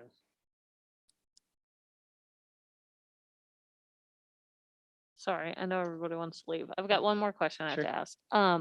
So if we move to SaaS, is that like a flip will switch and then we'll be in SaaS, or are you gonna take it module by module and roll those out and implement them? So a lot of the details are yet to be determined, but the big benefit for SaaS as well is they can spin up the environment and have it ready to go with all of our modules, and we can begin testing relatively quickly. And training, and then migrate the data over either. There's going to have to be a lot of modules that go at once because obviously financials and everything are all kind of tied together. So all the modules that are within financials are going to have to move over, probably including HR and payroll. But very similar to our initial rollout of Tyler Munis, it may follow that model, where we do the core modules and then we can add PI, we can add UB, or whatever. I don't know what that looks like yet. It may be all at once. I don't know for sure. It really depends on how that training goes, how easy it is to get the 1.9 terabytes of data synced up and running. I'm guessing that's going to take over a weekend to really synchronize everything and be ready to go on a Monday, assuming we can get a pipe big enough to send all that. Mhm. Okay. I was just trying to think through, like, I mean, because coming from where I come from, it takes a while, right? Mhm. So, like, is it going to be 6 months? Could it be that we're 2 years into our 3-year term and we have modules that we're not yet on SaaS? So that's what I was trying to work through in my head to think through that. Yeah, again, I don't have the details. My anticipation is that hopefully within 6 to 8 months, we can be fully on SaaS. And that's, training and testing with all the departments. A lot of that is going to depend on department availability. There's obviously, we've got some staffing concerns with remote work and just general availability. And hopefully, like I said, we're on the tail end of maybe the latest variant. So, maybe that'll lessen out and we'll have a better summer and not have to worry about it too much. But there is that risk as well, making sure that we've got enough staff to do the testing that's needed. And I know there's deadlines within those departments that we have to be cognizant of and work around, whether it's financials, for budgeting, or HR for payroll and W-2s and things like that we just finished up. So we have to kind of schedule it within the right window too. Good question. Anybody else? Anybody online have any questions or thoughts? Anybody? Okay. Hey, this is Eric. I'm sorry. Silly question though, but at the end of the day, Tyler is your vendor of choice. You're not going to switch vendors out of this evaluation, right? No, it's not going to be an easy Okay. shift away. No. And to Jamie's point about hosting it directly, I mean, there's another layer of hassle with that, trying to basically replicate what a SaaS would build out natively. To do security, for example, your VPN, you're going to have to do that to a cloud environment versus just doing it via web GUI. That's a lot of extra costs. I understand what you're going to go through and pull the numbers together just so you have it, but I don't think that's going to be cost effective at all compared to a SaaS. Yeah. Ultimately. One of the options, just to add in to that conversation. So obviously Azure and AWS are models that we can look at. One of the other models we looked at and have conversation with is VMware specifically, and they have a new, not new, they've had it for a while, but its latest VMware cloud subscription service is where, because right now technically our current Munis environment is already in a private cloud. It's in our ESX environment, and everything's virtualized. So the theory is if you work with work with VMware cloud services and replicate those services in their cloud, we can easily go back and forth and vMotion servers, from on-prem to in the cloud, and gain some of that functionality too. Again, I haven't worked out the numbers yet. We just had some initial conversations about that a couple weeks ago. That will also be more expensive than the SaaS. Yes, it will. Anything else, Eric? No, I think you're on the right track with going with that. Your second choice that has dropped the modules that you're not using. I guess the one other thing I would ask, and I think you mentioned it, I know they would tout it, is that as long as they have some kind of third-party audits they're doing annually, I mean, I assume they're, SSA 18, SOC 2, or, NIST compliant, those kinds of standards, I would feel good about. I mean, the city's not going through those themselves today, right? Well, for certain ones we do. So for Tyler, though? not necessarily for Tyler, for financial data. So, but if we were to move that data and host some of that storage in the cloud, then there are certifications that we can run through Microsoft Azure services to get that, SOC 1, SOC 2 certification, should we need it for the auditors at that point. Well, I just was referring that Tyler themselves, as a SaaS provider, that model would be doing that themselves. I mean, for your benefit as a customer. Oh, yeah. Right. Certainly. Okay. If we're in that environment, that responsibility falls to them. So to me, that's an upgrade of your current position. Yep. All right. All right. No other questions? Okay. So that takes us through our regular agenda. On the old business, do we want to address those or table those until our next meeting? I think we can table 6.1, the storage strategy. We can talk about that next meeting. And then I'll just spend a real quick moment talking about staffing updates. I won't go into too much detail, but I just want to let everybody know that we're still have positions out there posted. We actually are still looking for an assistant director position. We've had some challenges trying to get that position filled, working with HR to see how we can be a little more creative with some of that.